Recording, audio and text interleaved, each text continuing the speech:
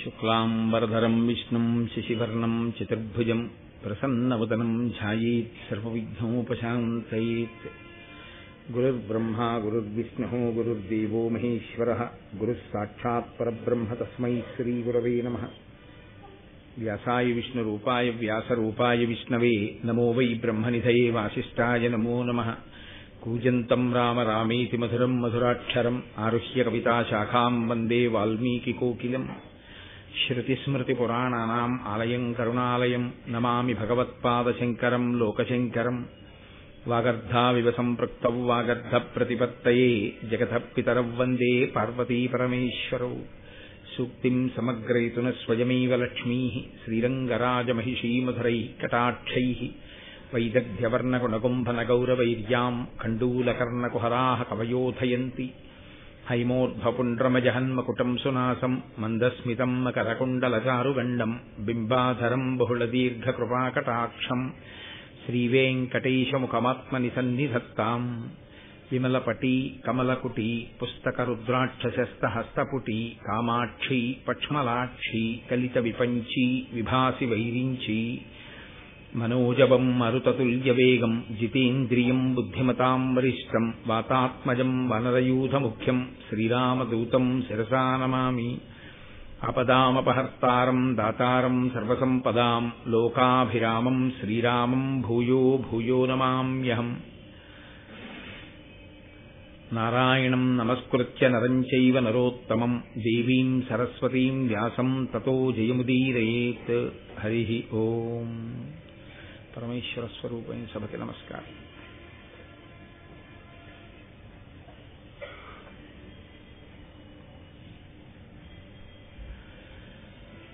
జనమేజయుడు ప్రశ్న చేస్తే వైశంపాయనుడు మహాభారతాన్ని వివరణ చేస్తున్నాడు. ఆ మహాభారతాన్ని వివరణ చేసేటటువంటి క్రమంలో వేదవ్యాస భగవానుని యొక్క ఆవిర్భావం గురించి నిన్నటి రోజు తెలియచేసి ఉన్నాడు. ఆ తరువాత రాక్షసాంశలలో జన్మించినటువంటి వీరులు, అలాగే దేవతల అంశలలో జన్మించినటువంటి వీరులు, వారిద్దరి గురించి చెప్పి కురుక్షేత్ర యుద్ధం ఎందుకు జరిగిందో, మాట వినకపోవడము అనేటటువంటిది ఎంత దూరం పెడుతుందో, ఆ వినకపోవడం అన్నది కూర్చున్నవాడి యొక్క స్థానాన్ని బట్టి వాడితో పాటు ఎంతమందిని తీసుకెళ్లిపోతుందో మనకి ఆ మహాభారతంలో మహానుభావుడు వైశంపాయనుడు సంక్షేపంగా వివరించి ఉన్నాడు. అదే తరువాతి కాలంలో కురుక్షేత్ర యుద్ధంలో స్పష్టంగా అర్థం అవుతుంది. మాట వినకపోవడం ఒక దోషం అయితే, మనిషికి సహజంగా అహంకారం ఉండడం ఒక దోషం. ఇది ఎలా ఉంటుందంటే, ఈ అహంకారం అనేటటువంటిది ఉండకూడదు అని చెప్పడం చాలా తేలిక, కానీ సభాముఖంగాను అహంకారాన్ని పరిత్యజించడం అనేటటువంటిది అంత తేలికైన విషయం మాత్రం కాదు, చెప్పినంత తేలిక మాత్రం కాదు. దానికి చాలా చాలా పరిశీలన ఉండాలి. మీరు ప్రయత్నపూర్వకంగా ఏదో కొన్ని చోట్ల జ్ఞాపకం పెట్టుకుని అయ్యయ్యో నేను ఇలా అహంకరించకూడదు, నేను ఇలా అహంకరించకూడదు అని అంటున్నా, మీరు ఒక గొప్ప కార్యానికి కారకులు అనుకోండి. అయ్యా ఎంత గొప్ప పని చేశావయ్యా అన్నారనుకోండి, కార్యం అంతా అయిపోయాక అసలు దాని గురించి ప్రతిస్పందన మనసు పొందకూడదు. అంటే అవును నేనే కదా చేశాను అన్న పొంగు రాకూడదు. ఎవడో విమర్శ చేశారు, మీరు ఎంత మంచి పని చేయండి ఎవడో ఒకడు ఏదో ఒక విమర్శ చేస్తుంటాడు. అది కువిమర్శ, సరి అయిన విమర్శ అని మీరు ఆలోచించడం, అది కువిమర్శ అని మీకు అనిపించింది అనుకోండి, దానికి పెద్ద ప్రాధాన్యత ఇవ్వకుండా ఉండడం. అది సహేతుకమైన విమర్శ అనుకోండి, దాన్ని స్వీకరించడం. అంతవరకు ఉంటే మనని మనం దిద్దుకోవడం అవుతుంది. లేకపోతే ప్రతి చిన్న మాటకి కుంగిపోవడం అనేటటువంటి లక్షణం వచ్చింది అనుకోండి, వాడి జీవితం మృత్పిండం అయిపోతుంది. అంటే కింద పడినటువంటి మట్టి ముద్దలా అయిపోతాడు, ఇక పైకి లేవలేడు. ఈ అహంకారము అనేటటువంటిది చాలా విచిత్రంగా ఉంటుంది. ఇది మనిషి పొంది ఉండడానికి ఇదిగో ఇదొకటి కారణము అని మీరు చెప్పడం కుదరదు. అహంకరించడానికి కారణాన్ని కొత్తగా ఎక్కడి నుంచో తెచ్చుకోవలసిన అవసరం ఏమి ఉండదు. ఏదో ఒకటి వెతుక్కుని ఇదిగో దీనికి నేను అహంకరించచ్చు అనుకుని అహంకరిస్తూ ఉంటాడంతే. ఒకడికి నేను పొడుగ్గా ఉన్నాన్న అహంకారం, ఒకడు పొట్టిగా ఉన్నాన్న అహంకారం. ఒకడికి నల్లగా ఉన్నానని అహంకారం, ఒకడికి తెల్లగా ఉన్నానని అహంకారం, ఒకడికి చదువుకున్నానని అహంకారం, నాకు ఈ చదువు రాలేదని ఒకటి అహంకారం, ఒకడికి డబ్బు ఉందని అహంకారం, ఒకడికి నాకు లేదని అహంకారం. అసలు మనిషి అహంకరించడానికి కొత్తగా కారణం అన్నది వెతుక్కోవలసిన అవసరం ఉండదు. దాంట్లో మనిషి తాదాత్మ్యత పొందవలసినటువంటి స్థితికి వశుడైతే ఏదో కారణాన్ని వెతుక్కుంటాడు. చిత్రం ఏమిటంటే అన్నిటికన్నా ఆశ్చర్యకరంగా ఉంటుంది. తల్లిలో తండ్రిలో అధికారంలో ఉంటాడు, అందుకని బిడ్డలకు అహంకారం లేదు. భర్త అధికారంలో ఉంటాడు, భార్యకు అహంకారం. భార్య అధికారంలో ఉంటుంది, భర్తకు అహంకారం. తండ్రి గారు చాలా కీర్తి ప్రతిష్టలు వహించిన వాడై ఉంటాడు, అందుకని బిడ్డలకు అహంకారం. భర్త గొప్పవాడని భార్యకు అహంకారం, భార్య చాలా గొప్పది లబ్ధ ప్రతిష్ఠురాలని భర్తకు అహంకారం. పోనీ వీడికి ఏమైనా ఉందా అహంకరించడానికి? నీకు ఇది ఉందా అని అడిగారు అనుకోండి, నీకు ఏ గొప్పతనం ఉందా అహంకరిస్తున్నావు అని అడిగారు అనుకోండి, మా ఆయన గొప్పవాడు అందుకు అహంకరిస్తున్నాడు. ఏమైనా నీకు దేనికయ్యా అహంకారం అన్నారు అనుకోండి, మా ఆవిడ చాలా గొప్పది అందుకు ఈయనకి అహంకారం. కాబట్టి దానికి అర్థమేం ఉండదు. ఈ అహంకారం వల్ల వచ్చేటటువంటి సమస్యలు, ఈ అహంకారం వల్ల వచ్చేటటువంటి ఇబ్బందులు 1-2 ఉండవు. అది యథార్థమైనటువంటి వృత్తాంతాన్ని వ్యాసుడు మనకి భరతవంశ క్రమంలో అందచేశారు. దాన్ని నన్నయ్య గారు ఋషితుల్యుడు కనుక ఆంధ్రీకరించి కొన్ని అద్భుతమైనటువంటి అమృతభాండ సమానమైనటువంటి విషయాల్ని మనకు అందించారు. దీన్ని కొంచెం మీరు జాగ్రత్తగా పరిశీలించగలిగితే మనిషిని ఎంతో ఉన్నతికి తీసుకెళ్తుంది, మనిషికి ఒక గొప్ప ఆలంబనాన్ని ఇస్తుంది. అంత తొందరగా ప్రతిదానికి అహంకరించకుండా వినయంతో నిలబడగలిగినటువంటి స్థితిని అందచేస్తుంది. అది చాలా గొప్పగా ఉంటుంది. చంద్రశేఖర పరమాచార్య స్వామి వారు కంచికామకోటి పీఠాధిపత్యం వహించారు. ఆయనకి నడిచే దేవుడు అని పేరు. అంతటి వైభవాన్ని, ప్రపంచవ్యాప్తమైనటువంటి కీర్తి ప్రతిష్టల్ని పొందారు ఆయన. అటువంటి మహాపురుషుడు ఒకానొకప్పుడు ఆయన ఇలా నడిచి వెళ్ళిపోతుంటే రోడ్డుకి ఇరుప్రక్కలనున్నవారు కూడా నేల మీద పడి ఉండేవారు. ఒకానొక సందర్భంలో అయితే ఆయన ద్రవిడ దేశంలో నడిచి వెడుతుంటే 96 ఏళ్ల వయస్సులో ముందు తొట్టి రిక్షా వెడుతుంటే దాన్ని పట్టుకుని ఆయన నడిచి వెడుతుంటే, తొట్టి రిక్షా ఎక్కకూడదా అని మీరు అడగచ్చు, సన్యాసి వాహనం ఎక్కకూడదు. అందుకని ఆయన నడిచి వెడుతుంటే ఎదురుగా బస్సుల్లో వస్తున్న వాళ్ళు చెప్పులు బస్సుల్లో విప్పేసి రోడ్డు 2 పక్కల బస్సులు ఆపేసి కిందకి దిగిపోయి 2 పక్కల ఆయన వెళ్లిపోయేంత వరకు నేల మీద పడి నమస్కారం చేస్తుండగా ఆయన నడిచి వెళ్ళిపోయేవారు. వెళ్ళిపోయిన తర్వాత బస్సులు వెళ్ళేవి. తమంత తాముగా అన్ని కోట్ల మంది నీరాజనాలు పట్టారు ఆయనకి. అంతటి మహాపురుషుడు ఒకసారి మాట్లాడుతూ అన్నారు, ఇంతమంది నాకెందుకు నమస్కరిస్తారో తెలుసా? నేను శంకరాచార్యుల వారు బట్ట కట్టుకున్నట్టుగా బట్ట కట్టుకుని వేషం కట్టాను, అందుకుని నాకు నమస్కారాలు. ఇవన్నీ ఎవరికి చెందుతాయంటే శంకర భగవత్పాదులకి చెందుతాయి తప్ప ఇవన్నీ నాకు అని మీరు అనుకోకండి. ఈ నమస్కారాలన్నీ శంకరాచార్యుల వారికి. వారు ఎలా సత్యదండం పట్టుకున్నారో అలా, వారు ఎలా కాషాయం కట్టుకున్నారో అలా కట్టుకుని, వారు స్థాపించినటువంటి పీఠానికి నేను ఆధిపత్యం వహించినటువంటి కారణం చేత నాలో శంకరుల్ని చూసి నమస్కరిస్తున్నారు తప్ప ఈ నమస్కారములు నాకు కాదు. అలా అనగలిగినటువంటి స్థితి ఎంతమందికి ఉంటుంది? అది చాలా చాలా గొప్ప లక్షణం. ఎన్ని ఉన్నా తాను అంత వినయంగా ఉండగలగడం, తాను అంత మర్యాదతో ప్రవర్తించగలగడం, దేని చేత కూడా తాను ఆ గొప్పగా ఇదంతా నాదే అనేటటువంటి అహంకారాన్ని పొందకుండా ఉండగలగడం, అన్ని విభూతులు ఈశ్వరుడు ఇచ్చిన అత్యంత వినయంతో ప్రవర్తించగలగడం, ఇది అంత తేలిగ్గా అబ్బే విషయం కాదు. ఇక అహంకారం అంటారా, అది పొంది ఉండడానికి ఏమీ నేర్చుకోక్కర్లేదు, ఏమీ తెలియకపోవడమే అహంకారం పొంది ఉండడానికి ప్రధానమైనటువంటి కారణం.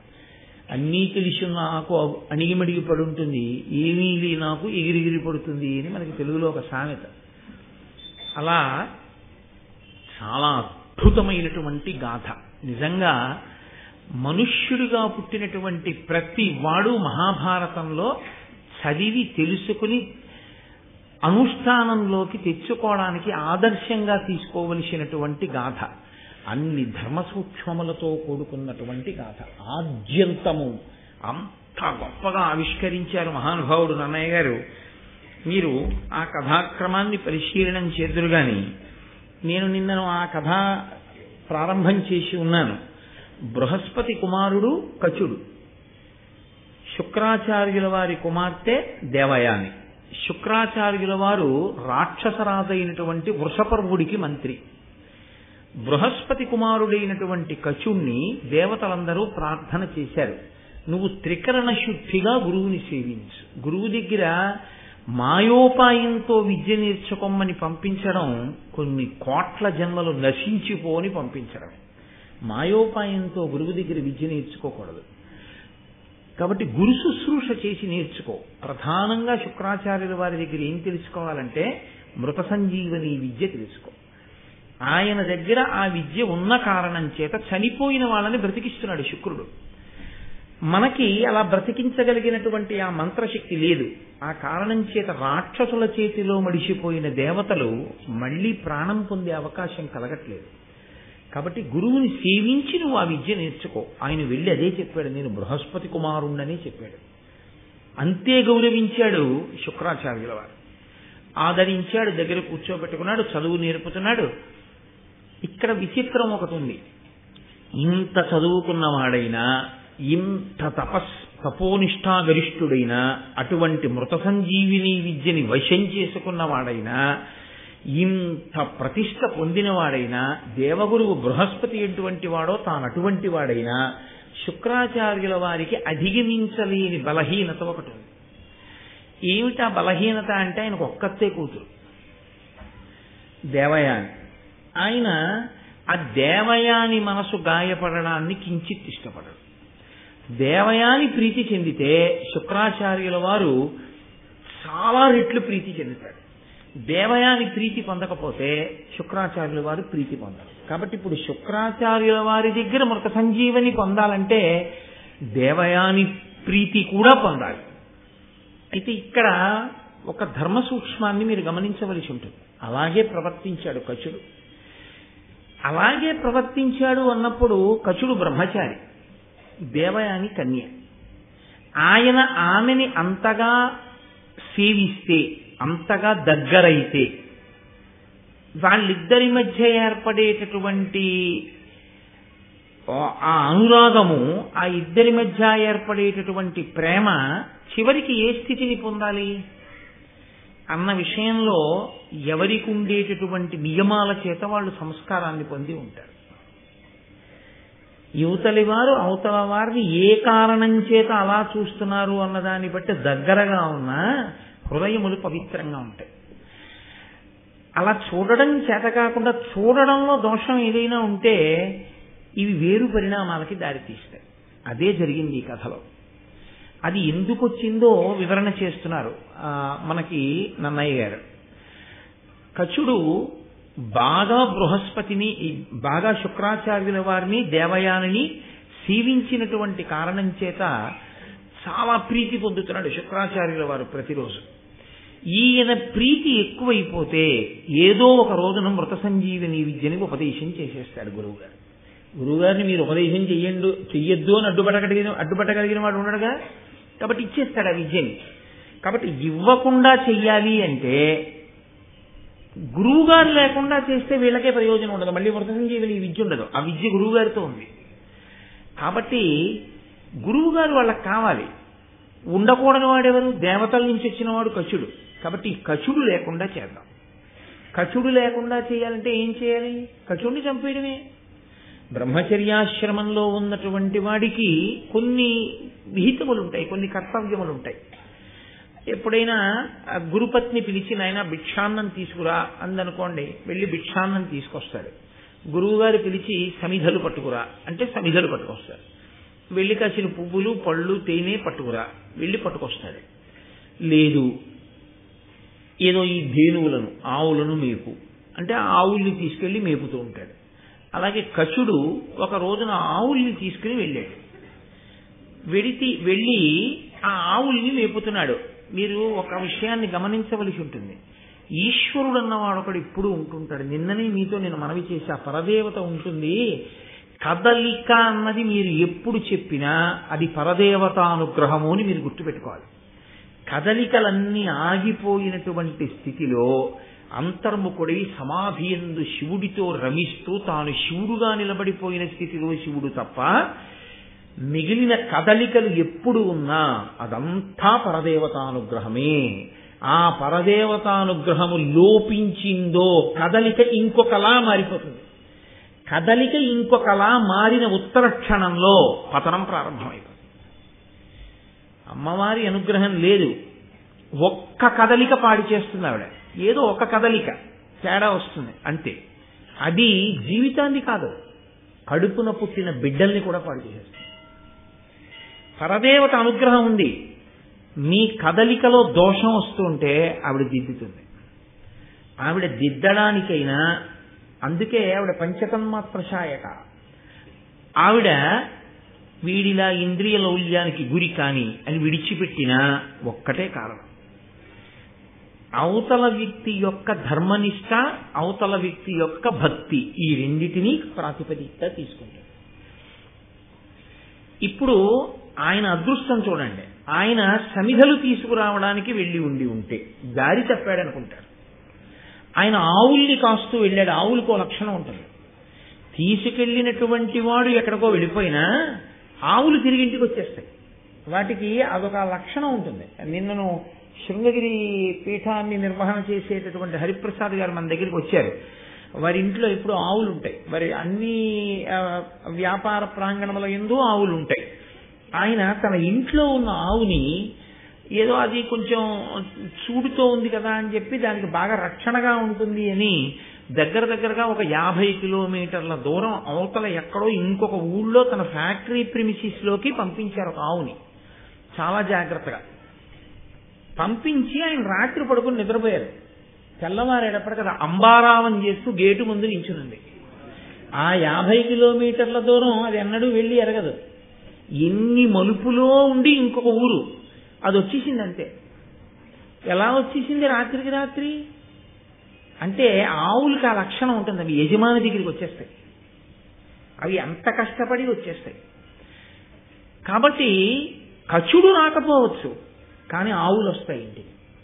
కాబట్టి ఆ రోజున ధేనువుల్ని కాస్తూ అతను వెళ్ళడమే అతని అదృష్టం. కాబట్టి అతనికి ఏదో జరిగింది అని అనుమానించడానికి ఒక కారణం ఏర్పడింది. దేవయానిని కూడా తృప్తిపరిస్తే తప్ప, దేవయాని కూడా సంతోషిస్తే తప్ప, సంతోషించని మనసు కచుడికి ఉండడం, శుక్రుడికి ఉండడం కచుడికి అదృష్టమైంది. ఎందుకని? శుక్రుడు పట్టించుకోలేదు, కానీ దేవయాని పట్టించుకోలేదు. వీడు ఇంకా ఇంటికి ఎందుకు రాలేదని అడిగింది. అలా అడిగేవాళ్ళు లేరనుకోండి, ఆయన ఏమైపోను, కుక్కలు పీకేసిన పులులు తినేసిన అయినా బతికించగలడు శుక్రాచార్యుల వాడు. కాబట్టి ఇప్పుడు ఆ రాక్షసులు ఏం చేశారంటే ఆయన్ని తీసుకెళ్లి ఓ చెట్టు కట్టేసి ఆయన్ని నరికి చంపేశారు. ఇప్పుడు ఆ కచుడు మరణించాడు. సాయంకాలం వరకు ఆవులు ఆ చుట్టుపక్కల మేత మేసాయి. వెనకాతల తోలుకెళ్లిన వాడు ఎవరున్నాడో అతను మరణించాడు, చెట్టు కట్టేశాడు. కాబట్టి ఇప్పుడు ఆ శవాన్ని పీక్కు తినడం కూడా చాలా తేలిక క్రూర మృగాలకి. ఆవులు తిరిగి వచ్చాయి. శుక్రాచార్యుల వారు పట్టించుకోలేదు. ఆయన సాయంకాలం తను చేయవలసిన హోమం ఏముందో అగ్నికార్యం అది చేసుకున్నాడు. చేసుకుని ఆయన ప్రశాంతంగా కూర్చున్నాడు. దేవయాని వచ్చింది. వచ్చి శుక్రాచార్యుల వారిని ప్రశ్న వేసింది. ఇది అద్భుతమైనటువంటి రచనా విధానం. ఇందులో ఎక్కడా కూడా ఇంకొక రకమైన మాట నన్నయ్య గారు తిన్నగా వాడరు. అంటే మీరు అర్థం చేసుకుని ఉంటారు నన్ను. కానీ ఆమె హృదయము ఆయన యందు అనురక్తమయ్యున్నది అన్న విషయం మాత్రం ఆవిడ మాట్లాడుతున్న తీరు బట్టి స్పష్టం అవుతుంది. కాబట్టి ఆవిడంది శుక్రాచార్యుల వారి దగ్గరికి వెళ్ళి, వాడిమయాఖముల్ కలుగువాడ పరాంబుది గ్రుంకే ధేనువుల్ నేగిట వచ్చే ఏకతమ ఇష్టమయిన్ భవదగ్నిహోత్రముల్ పోడిగ వేల్వగాబడి ప్రొద్దును పోయే కచుండు నేనియున్ రాడు వనంబులోన మృగరాక్షస పన్నగ బాధనొందెనో. ఇది మనస్సులో ఎంతో ప్రేమ ఉన్నటువంటి వాళ్ళు తప్ప మాట్లాడనటువంటి మాటలు. కచుడు అన్నవాడు వాడు తిరుగుతుందని వాడు కనపట్టలేదు ఏంటండి ఇవాళ అని వెళ్ళిపోవడం వేరు. ఈవిడ ఇవాళ మాట్లాడుతున్న తీరు వేరు. దేవయాని అంటే దేవయాని ఆయన ఎందు కచుని ఎందు అనురాగమును పెంచుకుంటోంది అనడానికి ఈ పద్యం సాక్ష్యం. ఆవిడంది వాడిమయూఖముల్ కలుగువాడ పరాంభుది గురుంకే, చాలా తీవ్రమై వేడి కలిగినటువంటి కిరణములు కలిగినటువంటి సూర్యభగవానుడు పశ్చిమ సముద్రంలో మునక వేశాడు. అంటే సూర్యాస్తమయం అయిపోయింది. ధేనువుల్ నేటిట వచ్చే నేకతమ, వెళ్ళినటువంటి ఆవులు ఒక్క ఆవులే తిరిగి వచ్చాయి. ఆవుల్ని తోలుకుని వెళ్ళినవాడు తిరిగి రాలేదు. నిష్టమైన్ భవదగ్నిహోత్రముల్ పోడిగా వెల్వగాబడియే, నీ అగ్నిహోత్రం ఉందే దానికి చక్కగా నువ్వు హోమకార్యం మాత్రం పూర్తి చేసేశావు, హవిస్సులు ఇచ్చేశావు. ఆ అగ్నిలో వేల్చవలసినవి వేల్చావు, దానికి చేయవలసిన పూజ పూర్తి చేసేశావు. అంటే అందులో ఒక చిన్న దెప్పి పొడుపు ఉంది, నువ్వు పట్టించుకోలేదు కచుడు రాలేదన్న విషయాన్ని నాన్న. కాబట్టి నువ్వు సాయంకాలం చేయవలసిన పని చేసేసావు, అగ్నికార్యం అయిపోయింది. కచుండు నేనియున్ రాడు, కచుడు మాత్రం తిరిగి రాలేదు. అంటే ఆవిడికి ఎంత ఆందోళన ఉందో చూడండి ఆయన రాకపోవడం మీద.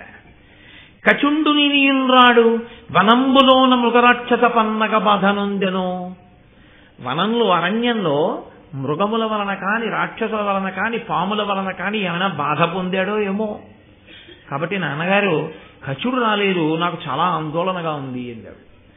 అంటే వెంటనే దేవయాని ఏదైనా ఒక మాట అంటే దానికి చాలా ప్రాధాన్యత ఇస్తాడు శుక్రాచార్యుల వారు. ఆయనకున్న తన కూతురు మీద ఆయనకున్నటువంటి అభిమానము అవధి లేనిది, అంత ప్రేమ కలిగినటువంటి వాడు. అది తండ్రితనానికి దోషమా అంటే దోషమని చెప్పలేం, కానీ అంతటి మహాతపస్వికి అంత హద్దులేని ప్రేమ ఉండడం ఆశ్చర్యకరం. కాబట్టి ఇప్పుడు ఆ శుక్రాచార్యుల వారు ఒక్కసారి దివ్య దృష్టితో, నేను మీతో మనవి చేశాను, ఈ నేత్రం మనకు ఒక లక్షణం ఉంటుంది, ఇది కొంత దూరం మాత్రమే చూస్తుంది, మాంసనేత్రం.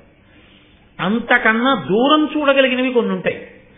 వాటిని తపస్సంపత్తి చేత పొందినటువంటి దృష్టి అంటారు. అప్పుడు ఈ కన్ను మూసేస్తారు, ఆంతరనేత్రాన్ని తెరిచి చూస్తారు. చూసినప్పుడు వాళ్ళు ఇలా నేను చూస్తే ఎలా చూస్తానో అలా వాళ్ళు చూడగలరు, ఆ శక్తి ఉంటుంది.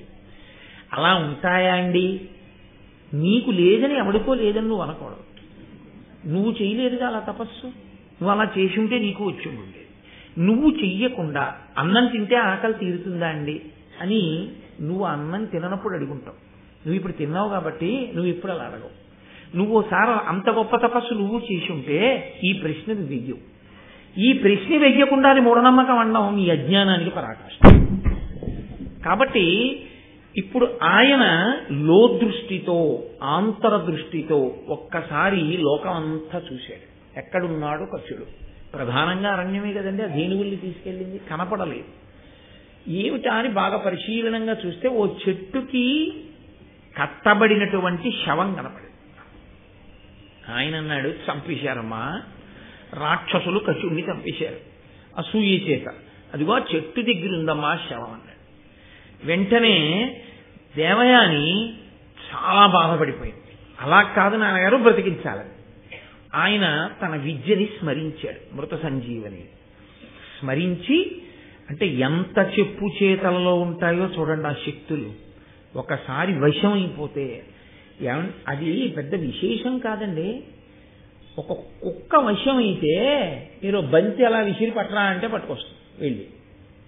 మీరు రాత్రి పడుకుంటే తిరుగుతూ కాపాడు. ఒక పెద్ద పులి, సహజంగా క్రౌర్యం ఉన్నటువంటి పులి, ఇదిగో ఈ వలయంలోంచి దూరు అంటే దూరుతుంది అలవాటు చేస్తే. ఒక దివ్యమైనటువంటి శక్తిని పొందినవాడు ఆ శక్తిని వెళ్ళి వీడి చెయ్యి అంటే ఆ శక్తి ఆయనకి ఎందుకు వశమై పనిచేయదని మీరు అనుకుంటున్నారు? కాబట్టి పని చేస్తుందంటే. కాబట్టి ఆయన మృత సంజీవని విద్యని పిలిచి అన్నాడు, నువ్వు వెళ్ళదిగో చెట్టుకు కట్టబడినటువంటి కచుణ్ణి స్పృశించి ఆయన్ని మళ్ళీ పునరుజ్జీవితుణ్ణి చెయ్యి. ఇప్పుడు ఆ విద్య వెళ్ళి ఆయన్ని స్పృశించింది, ఆయన మళ్ళీ బ్రతికాడు. కచుడు తిరిగి వచ్చేశాడు. చాలా సంతోషించాడు కచుడు, మహానుభావుడు నన్ను బ్రతికించాడు. పైకి ఈ మాట అనకపోయినా లోపల చాలా సంతోషించింది దేవయాని. అమ్మయ్యా, కచుడు బ్రతికాడే. పగ పెరిగింది రాక్షసులకి. వీడ సాధ్యం కూడా వీడిని చంపేశానరా, వీడిని చంపేస్తే శుక్రాచార్యుల వారు మళ్ళీ ఆ మృత సంజీవని విద్యని పంపి బతికించాడు. కాబట్టి ఎవరి ఆలోచనలు వాళ్ళకు ఉంటాయి కదండి. వాళ్ళందరూ సమావేశమయ్యారు. శవం దొరికితే బతికించాడు. కాబట్టి అసలు శవం దొరకకుండా ఉండాలి. మన గురువు గారి దగ్గర శక్తి ఉంది. బూది చేసేసి ఎక్కడన్నా పెట్టినా బతికిస్తాడు మళ్ళీ. కాబట్టి ఇక బతికించడానికి అవకాశం లేకుండా చెయ్యాలంటే ఏం చేయాలి? బూది చేసి గురువుగారి కడుపులోకే పంపించేయాలి. పంపించేస్తే ఇప్పుడు వాడిని బతికిస్తే మృత సంజీవని విద్యని పంపించి వాడు బయటికి రావాలిగా. కడుపులో ఏనాళ్ళు పెట్టి కూర్చుంటాడు, బయటికి రావాలి. వాడు బయటికి వస్తే గురువుగారు తెచ్చుకుంటాడు. అందుకని గురువుగారికి బతికించాడు. కాబట్టి గురువుగారి కడుపులోకే పంపించేయాలంటే ఈ మాట వాడిని చంపి కాల్చి బూది చేసి గురువుగారు పుచ్చుకునేటటువంటి మద్యంలో కలిపి పట్టించాడు. మద్యానికి మత్తు ఎక్కించే లక్షణం ఉందిగా. అందులో ఏమిటి అంత బూది వస్తోంది ఏమిటి, అది అలా ఉంది ఏమిటి ఆలోచించారు. మొదటి గుటకలోనే మత్తు ప్రారంభమై తాగేస్తారు అని వాళ్ళు ఏం చేశారంటే కచుణ్ణి కాల్చి ఆ శవాన్ని బూది చేసి ఆ బూది తీసుకెళ్లి శుక్రాచార్యుల వారు తాగేటటువంటి మద్యంలో కలిపి ఆయనకిచ్చారు. ఆయన పుచ్చేసుకున్నారు. అంటే దీన్ని బట్టి ఒక విషయం స్పష్టము అని తెలుస్తోంది. అప్పటి వరకు బ్రాహ్మణులు కూడా మద్యం సేవించేటటువంటి అలవాటు ఉందన్నమాట. కాబట్టి ఇప్పుడు అడవికి పువ్వులు తేరగబడినరిగిన కచుని చంపి వారక ధనుజుల్ పొడవుసెడ కాల్చి సురతో పడయకయ బూది శుక్రు త్రావించి రొగిన్. పువ్వులు తేవడానికి అరణ్యానికి వెళ్ళినటువంటి కచుణ్ణి చంపేసి కాల్చేసి బూది చేసి సురలో కలిపి శుక్రాచార్యుల వారితో తాగించేశారు. తాగించేస్తే మళ్ళీ చీకటి పడిపోయాడు. మళ్ళీ రాలేదు. మళ్ళీ రాకపోతే పట్టించుకునేవాడు ఎవరు? దేవయాని ఒక్కటే. అలా అసమానం అతని గురించి ఆలోచించి అతను వచ్చాడో లేదో అంటే అర్థం ఏమిటి? పగలంతా ఆవిడ రాత్రి ఈయన ఎప్పుడు వస్తాడని ఎదురు చూస్తుంటుందని గుర్తు. అంటే దాని అర్థం ఒక కన్యకి ఎటువంటి లక్షణం ఏర్పడింది అంటే అది ఖచ్చితంగా అనురాగ సంబంధమై ఉన్నది. కాబట్టి ఇప్పుడు ఆవిడ సాయంకాలం అయింది, అడిగితే ఆయన అన్నాడు చాలా తేలిగ్గా, అమ్మ ఏముంది పెద్ద విచిత్రం, రాక్షసులు మళ్ళీ చంపేసి ఉంటారు అని మళ్ళీ బతికించమంటుందేమో గొడవని చెప్పి ఆయన అన్నాడు ఉత్తమగతులు పొందుతాడులేమ్మా, ఆయన బ్రహ్మచర్యం ఆయన విధి ఆయన పాటించాడుగా, చంపిన వాళ్ళు పాడవుతారేమో కానీ ఆయనకి ఉత్తమగతులకు వెళ్ళిపోయి ఉంటాడులే, వెళ్ళు అన్నది. ఆవిడంది నేను అన్నం ముట్టను, ఏమనుకుంటున్నావు, అన్నం కూడా తిన్నాం కచుడు లేకపోతే. అంటే ఇంకా వేరే చెప్పాలా? ఈ రోజుల్లో వాడేటటువంటి భాష ఏది ఉందో అది కచుడికి దేవయానికి మధ్య దేవయాని వైపు నుంచి అంకురారోపణం జరుగుతోంది అన్న విషయాన్ని నేను చెప్పాలేమిటి కొత్తగా? సిద్ధాస్తులమే కాబట్టి మనం దాన్ని తెలుసుకోగలం. కాబట్టి ఇప్పుడు ఆయన ఏం పర్వాలేదమ్మా కచుడు సుగతిని పొంది ఉంటాడు అంటే ఆవిడంది అతిలోకోత్తరుడైన అంగిరిసు మనమడు ఆశ్రితుండు ఆ బృహస్పతికి పుత్రుడు నీకు శిష్యుడు స్వరూప బ్రహ్మచర్యాశ్రమ వ్రత సంపన్నుడు అకారణంబా ధనుజ వ్యాపాదితుండైన అచ్యుత ధర్మజ్ఞ మహాత్మా ఆ కచునికి శోకింపకెట్లుండేదా? ఇవిటయా చాలా తేలిగ్గా చెప్పించారు నాన్నగారు. లోపలికి వెళ్ళమ్మా ఉత్తమ గతులు పొందుంటారంటారేమిటి మీరు? ఆయన ఎవరనుకుంటున్నారు? మహానుభావుడైనటువంటి అంగిరిస మహర్షి యొక్క మనవడు, మిమ్మల్ని ఆశ్రయించి ఉన్నవాడు, తండ్రిని ఆశ్రయించినట్టు గురువు గారిని ఆశ్రయించి ఉన్నాడు అతను. కాబట్టి మీరు రక్షకులు ఇప్పుడు ఆయనకి. పైగా దేవగురువు అయినటువంటి బృహస్పతి కుమారుడు, ఏమి సామాన్యుడు కాడు, మీకు శిష్యుడు. నాన్నగారండి మీకు శిష్యుడైన స్వరూపమైనటువంటి బ్రహ్మచర్యాశ్రమము యొక్క వ్రతమునందు సంపన్నమైన స్థితిని పొందినవాడు, అంత బాగా బ్రహ్మచర్యాశ్రమాన్ని అనుష్ఠిస్తున్నవాడు. అటువంటి వాణ్ణి కారణం లేకుండా ఈ రాక్షసులు ఆయన మీద క్రోధాన్ని పెట్టుకుని ఆయన్ని చంపేశారు. అటువంటి కచుడి గురించి శోకించద్దంటారేంటి? ఇన్ని కారణాలు ఉన్నాయి. అటువంటి మహాత్ముడు చచ్చిపోతే ఏడవకపోవడం నేను ఏడుస్తున్నాను. ఏడిస్తే ఏడంటారేమో నేను అన్నం తిన్నాను ఆ కచుడు లేకపోతే. అప్పటికీ ఆమెకి అనురాగం ఉన్నది అన్న విషయం శుక్రాచార్యుల వారికి ఎందుకు అర్థం కాలేదండి అని మీరు నన్ను ప్రశ్న వేయచ్చు. అలా ఆమె అనురక్తి అవుతుంది అని శుక్రాచార్యుల వారు వేరొక కారణానికి ఊహించలేదు. ఏ కారణమో నేను మీకు ఎదర చూపిస్తాను. కాబట్టి ఆమె అంత హఠం చేస్తే ఆయన అన్నారు, అదేమిటమ్మా అన్నం కూడా తిన్నంటున్నావు, అంతే కసుడు బ్రతకవలసిందే, అయితే సరే ఎక్కడున్నా బ్రతికిస్తాను, చేతిలో విద్య ఉందిగా. ఆయన మళ్ళీ అంతర్ముఖుడై చూశాడు, ఎక్కడా కనపడలేదు. ఆఖరికి తన కడుపులోనే కనపడ్డాడు, బూదైపోయి. అమ్మాయి రాక్షసులు నాతో తాగించేశారు, బూది కలిపేసి లోపలికి వెళ్ళిపోయాడు. భూసురులాదిగల జనులీసుర సేవించిరేని ఇది మొదలగ పాపాసక్తి పతితులగుదురు చేసితి మర్యాద దీని చేకొనుడు జనుల్. సురాపానం అనేటటువంటిది ఇప్పటి వరకు బ్రాహ్మణులు కూడా చేశారు, కానీ ఇప్పుడు నేను కట్టడి చేస్తున్నాను. ఎంత తపస్సున్నవాడైనా, ఎంత జ్ఞానమున్నవాడైనా, ఎంత భక్తి ఉన్నవాడైనా సురాపానము చేస్తే వెంటనే వాడికి విస్మృతి కలుగుతుంది. వాడు ఏం చేస్తున్నాడో తెలియదు, పాపపు పని చేస్తాడు. నేను సురాపానం చేయడం వల్ల అందులో కచుని యొక్క బూది ఉంది అని తెలుసుకోకుండా తాగేశాను. కాబట్టి నేను ఇవాళ నుంచి లోకానికి ఒక వాక్కు విడిచిపెడుతున్నాను. బ్రాహ్మణునితో సహా మనుష్య పుటక పుట్టినవాడెవ్వరూ సురాపానము చెయ్యరాదు. అలా సురాపానం చేస్తే ఘోరాతి ఘోరమైన స్థితిని వాడు పొందుగాక. కాబట్టి ఆనాటి నుంచి ఇక సురాపానం అనేటటువంటిది పూర్తిగా నిషిద్ధం శాస్త్రంలో. కాబట్టి శాస్త్రమునందు అనురక్తి ఉన్నవాడైతే ఆ ఒక్క మాట చాలు, దాని జోలికి వెళ్ళకూడదు. కాబట్టి ఇప్పుడు ఈ లోపలే ఉన్నటువంటి వాడిని బ్రతికించాలి కూతురు కోసం. కాబట్టి ఆయన మళ్ళీ ఆ మంత్రం చదివాడు, లోపల ఆ కచుడు ఊపిరి పోసుకుని మళ్ళీ సహజ స్థితిని పొందాడు. గురువుగారు మీరు నన్ను దయతో బతికించారు, కానీ నేను బయటికి రావడం ఎలా? నువ్వు బయటికి వస్తే నేను చచ్చిపోతాను. కాబట్టి శుక్రాచార్యుల వారు అన్నారు, నువ్వు వాడు ఆ కడుపులో ఉండగానే నేను నీకు మృత సంజీవని విద్యని ఉపదేశం చేసేస్తాను.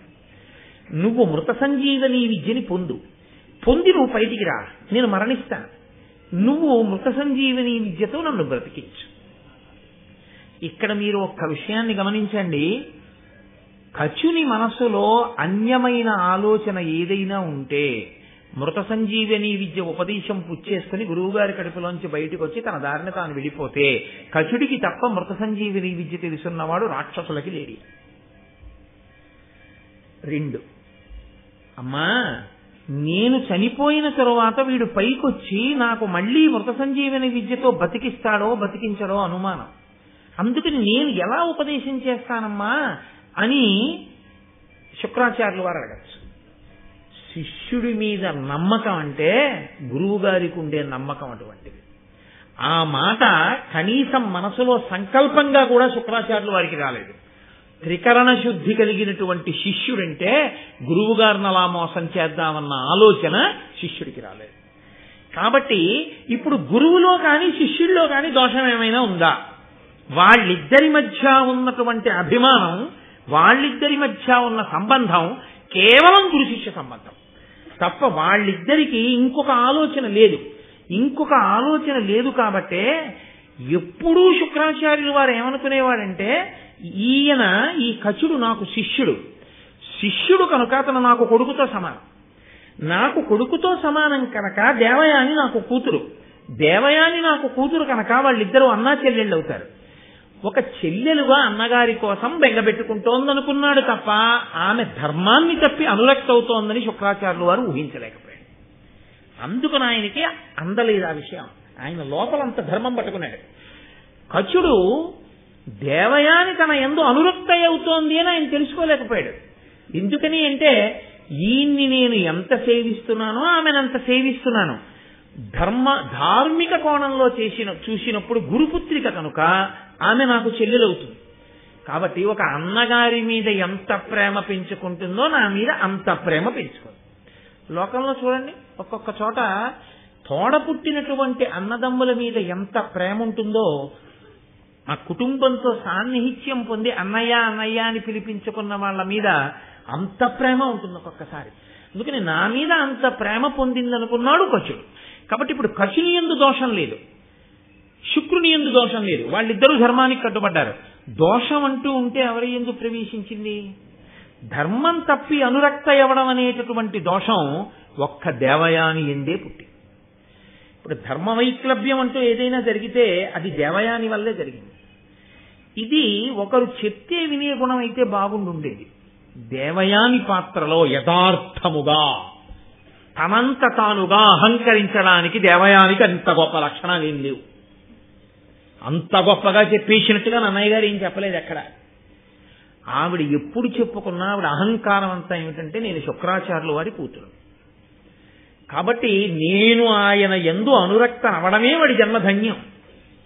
నేను నీదానవుతానంటే పొంగిపోతాడు తప్ప అన్నన్నా అంటాడేమిటి అసలు అననే అనడం. అయ్య బాబోయ్ దేవయాని నా భార్య అవడమా అని పరవశించి కింద పడిపోతాడు అనుకుందండి.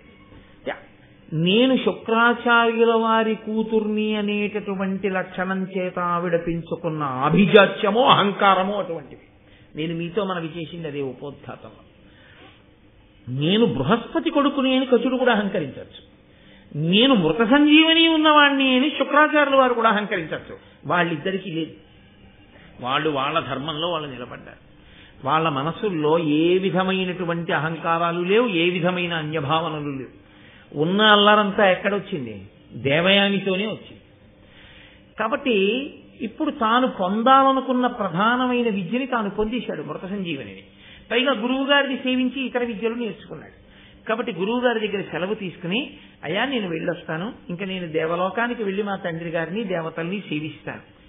చిత్రం ఏమిటంటే శుక్రాచార్యుల వారు నీకు ఇచ్చిన విద్యతో దేవతల్ని బ్రతికించవద్దు, ఇప్పటి వరకు రాక్షసులే బతికుంటున్నారు, దీంతో దేవతలను బ్రతికించవద్దు అని అనగలడు. విద్యనిచ్చిన గురువు దీనిని నువ్వు ఇలా ఉపయోగించవద్దు అని అనలేదు. అంటే ఆయన ఔదార్యం అటువంటిది. ఇది శుక్రాచార్యుల వారి యొక్క గొప్పతనం. నిష్కర్షగా ఆయన మహానుభావుడు. ఆయన ఏ ఇతర కారణం చేత ఆ విద్యని ప్రయోగించవద్దు అన్న మాటే అనలేదు. అసలు ఆయన ఆ విద్య గురించి ఆలోచించలేదు. అంత ఉదారుడై ఇచ్చేశాడంతే. గురువు అన్న మాటకున్న గొప్పతనం ఏంటంటే ప్రతిఫలాన్ని అపేక్షించడం అన్నది మనసులో ఎన్నడూ లేకుండా ఇవ్వడం ఒక్కటే తెలుసున్నవాడు.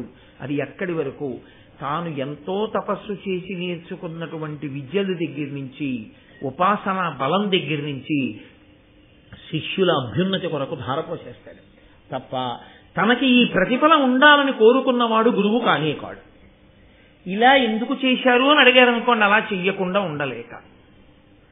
పొద్దున్నే పేపర్ ఎందుకు చదువుతారండి అన్నారనుకోండి, అలా చదవకుండా ఉండలేక. కాఫీ ఎందుకు తాగుతారండి అని అడిగారనుకోండి, కాఫీ తాగకుండా ఉండలేక. ఎందుకంటే మీరు అంత కష్టపడి నేర్చుకున్నవన్నీ అలా ధారపోసేస్తారు, అలా ధారపోయకుండా ఉండలేక. అది ఆయన మనస్థితి. అది కోట్ల కోట్ల మందిలో ఒక్కడికి ఈశ్వరుడు ఇస్తాడు. అది సుసంపన్నమైనటువంటి హృదయం, అది గురుత్వము అని పేరు దానికి. కాబట్టి శుక్రుడు మహానుభావుడు. కాబట్టి ఆయన ఏమీ నియమనం చేయలేదు, ఈ విద్యని ఇందుకు వాడవద్దు అని ఆయన ఏమనలేదు. ఆయన ఏ విధమైన స్వార్థం మనసులో పెట్టుకోలేదు. ఈయన్ని ఎంత గౌరవించాడో దేవయానిని కూడా అంతే గౌరవించాడు. కాబట్టి గురువు గారి దగ్గర సెలవు తీసుకుని దేవయాని దగ్గరికి వెళ్ళాడు. ఆవిడ దగ్గర కూడా సెలవు తీసుకుని వెళ్ళిపోదాం, అదొక మర్యాద కదా, ఆవిడికి కూడా చెప్పి వెళ్ళిపోతే మర్యాదగా ఉంటుంది అని వెళ్ళాడు. వెళ్ళి నేను బయలుదేరుతున్నాను దేవయాని, స్వర్గలోకానికి మళ్ళీ వెడుతున్నాను, అక్కడి నుంచే కదా వచ్చాను చదువుకోవడానికి. గురువు గారి అనుగ్రహంతో చదువు పూర్తయిపోయింది, మృత సంజీవిని విద్య కూడా నాకు వశమైందని చెప్పాడు. అంటే దేవయానంది, నీవును బ్రహ్మచారివి, వినీతుడవు, నేనును కన్యకను, మహీదేవ కులావతంస రవితేజ, వివాహము నీకు నాకు మున్ భావజ శక్తి నైనయది, పన్నుగనన్ను పరిగ్రహింపు సంజీవనితోడ శుక్రుదయన్, చెయ్యుము నాకు ప్రియంబు నావుడన్. ఎంత అహంకారం ఉందో చూడండి ఆ మాటలో.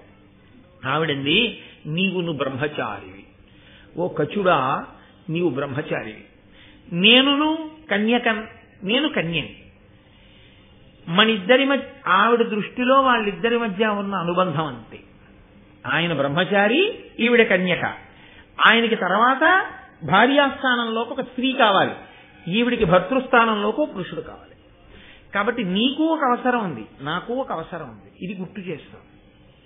కాబట్టి మహీదేవ కులావతంస రవితేజ, సూర్యుడంత తేజస్సు కలవాడా, మహానుభావుడా, భూమి యందు పుట్టినటువంటి గొప్ప దేవతాశ్రేష్ఠుడా, అటువంటి వాడివి వివాహము నీకు నాకు మున్ భావజ శక్తినైనయది. ఎంత పెద్ద మాట వేసేసిందో చూడండి.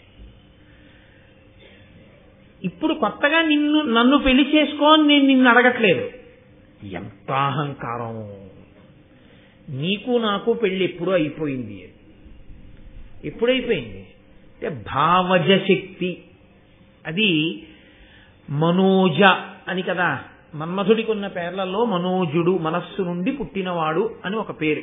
కాబట్టి నీకు నాకు పెళ్లి మన్మధుని యొక్క ప్రకోపం చేత ఎప్పుడో అయిపోయింది. అంటే నేను నిన్ను అలా చూశాను, నువ్వు నన్ను అలా చూశావని నిర్ధారించేస్తాను. ఆయన అలా చూశాడో లేదో ఆవిడకి అనవసరం. ఈవిడ చూసింది, ఆయన అలా చూశాడు అనుకుంటోంది. అనుకోవడం కాదు, అదే సత్యం అంటుంది అంతే. కాబట్టి నీకు నాకు పెళ్లి అయిపోయింది, మన్మధుడు చేసేశాడు మన ఇద్దరు పెళ్లి. అది భావజ శక్తినైనయది పన్నుగ నన్ను పరిగ్రహింపు సంజీవనితోడ శుక్రుదయం. శుక్రాచార్యుల వారి యొక్క దయతో 2 పుచ్చుకో. 1 మృత సంజీవని, 2 నీ అదృష్టం, నన్ను కూడా పుచ్చుకో. తప్ప అంతటి మహానుభావుడు తనకి భార్య అవ్వాలన్న వినయమేమీ లేదు ఆవిడికి. నేనా ఆయనకి భార్యనవడం ఆయన అదృష్టం అనుకుంటాను. కాబట్టి శుక్రుని అనుగ్రహంతో మృత సంజీవనితో పాటు నన్ను కూడా పొందుద్ది. ఎందుకు దేవయానికి అహంకారం? నేను మీతో మళ్ళీ మళ్ళీ మనవి చేస్తున్నాను. అహంకరించడానికి ఏదో కారణం ఉందని అన్నయ్య గారు ఏం చెప్పలేదు. ఆవిడ మాత్రం చెప్తూ ఉంటుంది ఎప్పుడు. ఏమన్నా తెలుసా అండి, మృత సంజీవుని తెలుసున్న శుక్రాచార్యుల వారికి నేను కూతురునంటుంటుంది తప్ప, శుక్రాచార్యుల వారికి ఎంత వినయం ఉందో, ఆయనకి ఎంత తపస్సు ఉందో, అంత భక్తి ఉందో, ఎంత ధర్మం ఉందో, అందులో తనకెంత ఉందో ఎప్పుడూ పరిశీలించుకోలేదు. మహాత్ములతో ఉన్నటువంటి భౌతికమైన సంబంధాన్ని అహంకరించడానికి వాడుకోవడం పతనహేతువే తప్ప ఉన్నతికి హేతువు కాదు. కాబట్టి ఇప్పుడు ఆవిడంది, పన్నుగనన్ను పరిగ్రహింపు సంజీవనితోడ శుక్రుతయం చేయుమ నాకు ప్రియంబు నవుడం. నాకు ప్రియం చేయవయా, నేను కోరుకున్న కోరిక తీర్చు అంటే. ఆయన అన్నాడు, కచుడు భావజ శక్తి అయినది అని నువ్వు అంటున్నావు, నాకు అసలు అటువంటి మన్మథ వికారం లేదు. మన్మథ వికారము లేకపోవడానికి కారణమేమి? ఆమె కన్య కాదా, ఈయన బ్రహ్మచారి కాదా? కన్యా బ్రహ్మచారే. కానీ ఇక్కడ మీరు ఒక పెద్ద ధర్మ సూక్ష్మాన్ని జాగ్రత్తగా పరిశీలనం చేయవలసి ఉంటుంది. మనసుకి మన్మథ ప్రచోదనం అనేటటువంటి లక్షణము ఉంటుంది, అది సహజం. కానీ దానికి విరుగుడు కూడా ఉంది లోకంలో.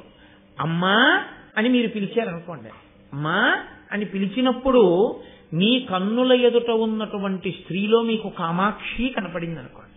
కంచిలో దేవాలయంలో కూర్చున్న నా తల్లి ఉందే, ఆమెయే ఇదిగో ఈ రూపంతో నా ఎదురుగుండా ఉంది అని నేను భావన చేసి అమ్మా అని మాట్లాడాను అనుకోండి. అమ్మా అని నేను అలా భావన చేసి మాట్లాడిన ఉత్తర క్షణంలో పొంగుతున్న పాల మీద నీళ్లు, అంతకన్నా ఇంక నేను దాన్ని వివరణ చేయగలను. అది ఒక పవిత్రమైనటువంటి ఆలోచన సరళి చేత మనసు తప్పుడు మార్గాన్ని పట్టకుండా నియంత్రించుకోగలిగినటువంటి స్థితిని పొందుతుంది. మన్మధుని యొక్క బాణము, ఆ తాపము కచుని ఎందుకు కలగలేదు? ఆయనకి ధర్మాన్ని పట్టుకున్నాడు. మా గురువుగారు అమ్మాయి కాబట్టి నాకేమవుతుంది? చెల్లెలు అవుతుంది. నా చెల్లెలు అన్న భావన కలిగిన నాడు ఇంకా ఆయన బ్రహ్మచారి అయితే మాత్రం ఆయనకి మన్మథ తాపం ఎందుకు కలుగుతుంది? ఇక కలిగే అవకాశం లేదు. కలగలేదు ఎందుకని అంటే, ఈయన మా నాన్నగారి శిష్యుడు కాబట్టి మా నాన్నగారికి కొడుకుతో సమానం, నాకు అన్నయ్యతో సమానం అన్న భావన దేవయానికి లేదు. ధర్మం తప్పింది ఎవరైనా ఉంటే దేవయాని. తాను ధర్మం తప్పి మనిద్దరికీ మన్మధుని యొక్క ప్రచోదనం చేత పెళ్ళయిందని నిర్ధారించడం ఎంత అధర్మం, ఎంత దోషభూయిష్టమైనటువంటి మాట తీరది. కాబట్టి ఇప్పుడు కచుడు చాలా మర్యాదగా మాట్లాడాడు. ఆయన అన్నాడు, తప్పు, నాకు అటువంటి వికారం లేదు, నేను ఎన్నడూ నిన్న ఆ భావనతో చూడలేదు. ఎంత అద్భుతమైన మాట అండి అది. ఆ భావన నాకు లేదు, నేను బ్రహ్మచారినేనే. ఎందుకంటే నీ యందు నాకు చెల్లెలి భావన ఉంది. చెల్లెలి భావన ఉన్ననాడు పక్కన వేరొక భావన కలిగే అవకాశం లేదు అసలు. కాబట్టి అలా చెల్లెలి భావన నేను కృతకంగా సృష్టించుకున్నది కాదు, ఆ అనుబంధం ఉంది గురుపుత్రికగా నీకు నాకు. కాబట్టి గురులకు శిష్యులు పుత్రులు.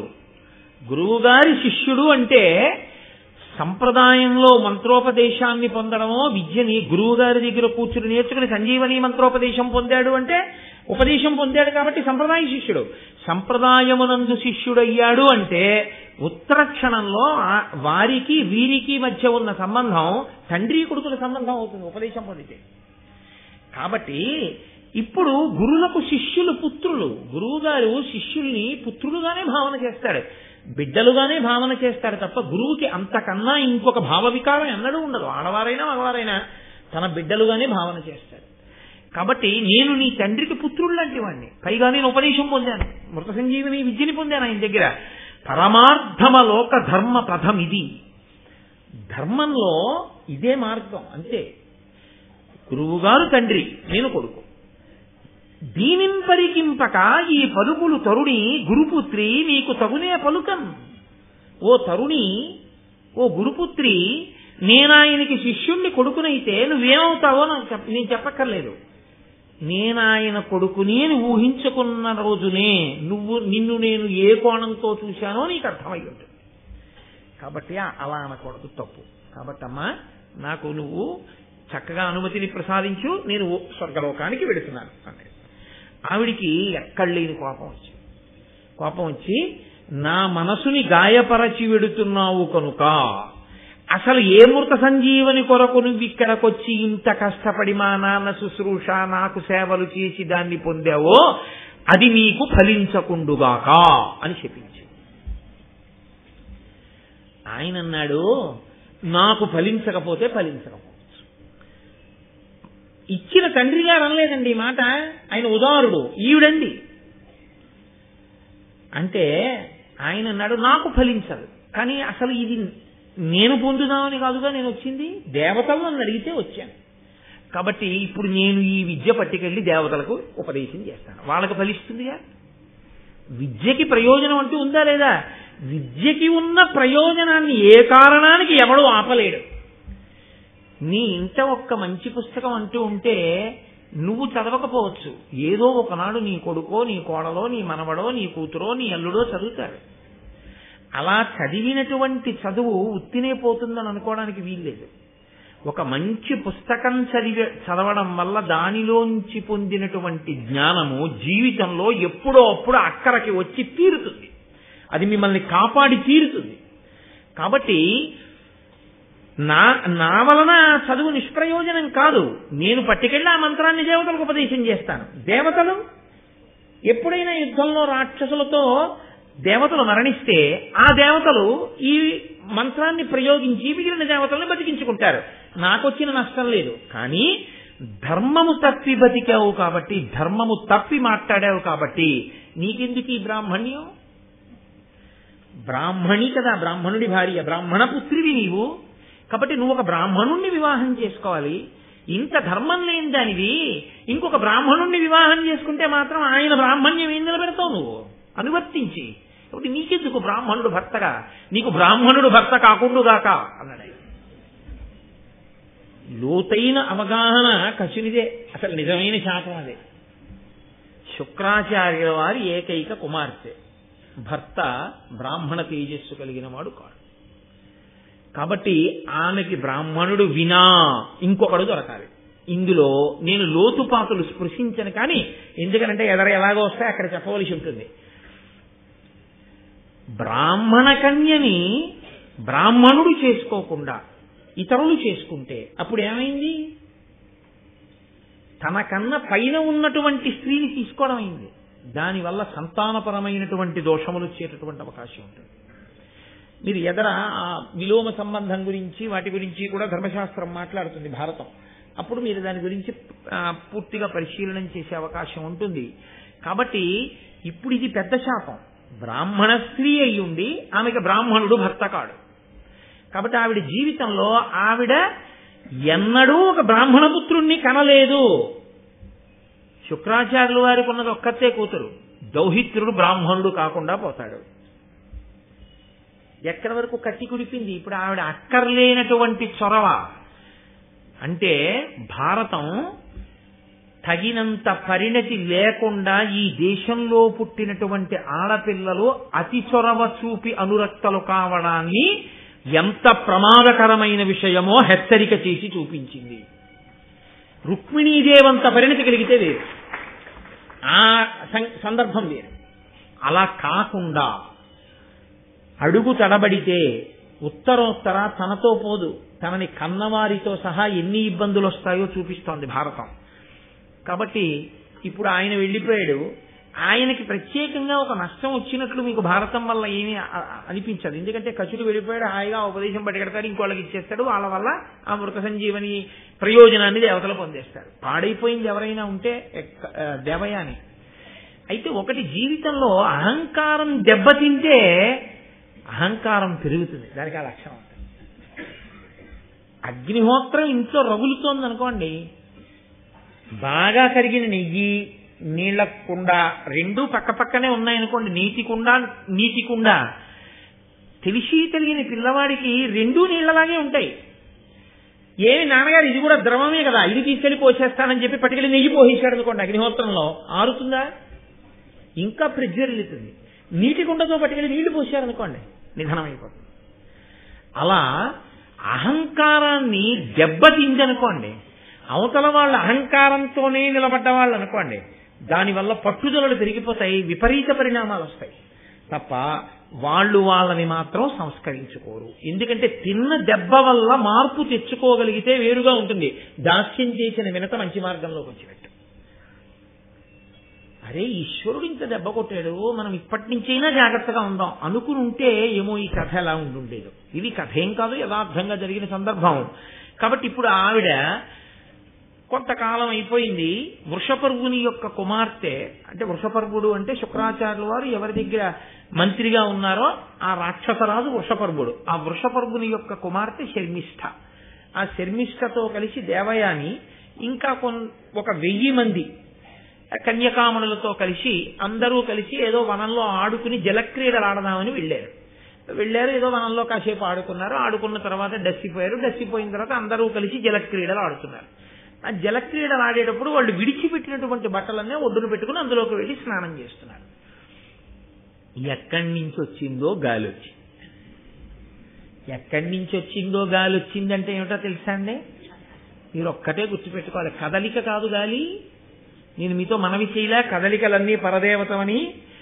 మార్పు తెచ్చుకోని దేవయానికి చాలా పెద్ద దెబ్బే పడబోతోంది. అసలు ఆ గాలి రావడమే కథ తిప్పేసింది మొత్తం. అసలు మొత్తం ఈ కథలో పెద్ద మలుపు ఎక్కడా అంటే ఆ గాలే. ఆ పెద్ద గాలి రావడంలో ఒడ్డును పెట్టిన బట్టలన్నీ కలిసిపోయి, ఈ స్నానం చేసి పైకి వచ్చినటువంటి వాళ్ళు గబగబా తీసి ఆ బట్టలన్నీ ఏదో అందరూ ఒక 7 పిల్లలు ఆ బట్టలు కట్టేసుకున్నారు. కట్టేసుకుంటే దేవయానికి సంబంధించిన బట్టల్ని ఏదో ఆ మాట్లాడుకుంటూ కట్టుకోవడంలో పొరపాటున శర్మిష్ఠ కట్టేసుకుంది. కాబట్టి ఎవరి బట్టలు మిగిలిపోతాయి? అక్కడ శర్మిష్ఠ బట్టలు మిగిలిపోతే దేవయానంది నా బట్టలు నువ్వు కట్టుకున్నావు, విడిచి ఇచ్చేసేవి. ఆవిడంది ఇప్పుడు వచ్చిన నష్టం ఏమిటి? ఇలా చాలా మంది బట్టలు మారిపోయి ఒకళ్ళ బట్టలు ఒకళ్ళు కట్టుకున్నాం కదా, నా బట్టలు నువ్వు కట్టేసుకో, వెళ్ళిపోదాం. ఏదో స్నేహధర్మంగా అలా బట్ట కట్టేసుకుని వెళ్ళిపోయి ఉండుంటే కథ ఇంకోలా ఉండుండేది. కానీ ఆవిడంది నీ బట్ట నేను కట్టుకోవడం ఏమిటి? మా నాన్న మహాతపస్వి శుక్రాచార్యుల వారు ఇదే చెప్తుంది, ఎప్పుడు చెప్పిన. ఇది అహంకారానికి కారణం. మా నాన్నగారు మహాతపస్వి, నీకేముంది? నీకేమైనా ఉందా? మరి నీకెందుకు అహంకారం? నువ్వేమైనా మారుతున్నావా? ఆయనతో కలిసి కూతురుగా ఉన్నావుగా, మరి ఏం నేర్చుకుంటున్నావు నాన్నగారి దగ్గర? అంటే మౌఢ్యంతో కూడిన హృదయాలు అలా ఉంటాయి. కాబట్టి ఇదిగో మా నాన్న మోచేతి నీళ్లు తాగి మీ రాజు బతుకుతున్నాడు, ఈయన బ్రతికిస్తే చచ్చిపోయిన రాక్షసులందరూ బతుకుతున్నారు. బతికారు కాబట్టి మీ నాన్నకి రాజ్యం నిలబడింది. నేనంత గొప్ప పుటక పుట్టిందండి. ఎంత అహంకారం ఎక్కడికి వెళ్ళిందో చూడండి. ఇంత గొప్ప పుటక పుట్టిన నాకు నీకు పోలిక. నీ బట్ట నేను కట్టుకోనా? నా బట్టలు నాకి, నీ బట్టలు నువ్వు కట్టుకో. నేను కట్టుకోను అలా నీ బట్టలు అంటే పిల్లలు కదండి. శర్మిష్ఠకు కూడా కోపం వచ్చింది. ఎందువల్ల కోపం వచ్చింది? తన తండ్రిని నింద చేసింది అని. ఆమె తండ్రికి పెద్దపీట వేసుకుంది, అంతవరకు బానే ఉంది. నేను కట్టుకోను అంటే ఒకలా ఉండుండేది. ఆవిడ తండ్రిని నింద చేస్తే ఆ పిల్లకి కోపం వచ్చింది. సహజం కదా అది. అందున ఆడపిల్లలకి చిత్రం ఏంటంటే తండ్రి మీద చాలా ప్రేమ ఉంటుంది. అసలు లోకంలో చాలా విచిత్రమైన విషయం ఏంటో తెలుసా అండి? కొడుకు కూతురులో తండ్రి మీద చాలా ప్రేమ ఎవరికి ఉంటుందంటే కూతురికే ఉంటుంది. తల్లి మీద ప్రేమ ఎవరికి ఉంటుందో తెలుసా అండి? కొడుక్కుంటుంది. నాన్నగారు అంటే పిచ్చి ప్రేమ నిజానికి కూతురుదే. అది చాలా ఆశ్చర్యంగా ఉంటుంది. అసలు ఇలా ఎలా వచ్చిందా అనిపిస్తుంది. తండ్రి విషయంలో ఎంత స్వాతంత్ర్యం తీసుకుంటారో తెలుసా ఆడపిల్లలు? ఆశ్చర్యపోతారు. అమ్మో, ఒక్కొక్కసారి ఏమిటి వీళ్ళు ప్రేమలో ఇలా మాట్లాడేస్తున్నారు, ఇలా మాట్లాడడం అన్నది ఎవరైనా చేస్తారా నాతో అనిపిస్తుంది తండ్రులకి. ఏమిటో నాన్నగారండి మీ ఇష్టం వచ్చినట్టు ఇచ్చేస్తున్నారు డైరీ అంతా డేట్లు, ఇలా మీరు అస్తమాన ఉపన్యాసాలు చెప్పి ఆరోగ్యం పాడు చేసుకుంటే ఒప్పుకోండి. నేను చెప్తున్నాను, ఇక నుంచి ప్రతి నెల మీరు 10 రోజుల కన్నా డేట్లు కనపడడానికి వీల్లేదు ఉపన్యాసాలకి మీ డైరీలో అంటుందంతే కూతురు ప్రేమతో. తన కడుపున పుట్టిన పిల్ల తాను చారు పప్పు నెయ్యి గట్టిగా నలిపి నోట్లో ముద్దలు పెడితే తిన్న పిల్ల తను ఇచ్చే డేట్ల గురించి అంత పరాకు చెప్పి నేను చూస్తాను మీ డైరీ అంటుంది. అంటే అధికారం కాదు, ప్రేమ. అమ్మో మా నాన్నగారు ఆరోగ్యం ఎక్కడ పాడైపోతుందో అని బెంగ. ఆడపిల్లల ప్రేమే ప్రేమండి తండ్రి యందు. కాబట్టి ఇప్పుడు ఆ శర్మిష్ఠకందు కోపం వచ్చింది. మా నాన్నగారిని ఇంత మాట అంటుందా అని ఆవిడంది. మాయయ్యకు బాయక పనిసేయుచు దీవించి ప్రియము చెప్పుచునుండు మీ అయ్య వెండి మహిమలు నా యొద్దన పలుక నీకు ననయులేదే. మా నాన్నగారిని అంటున్నావు. మీ నాన్నగారు ఏం చేస్తుంటారో తెలుసా?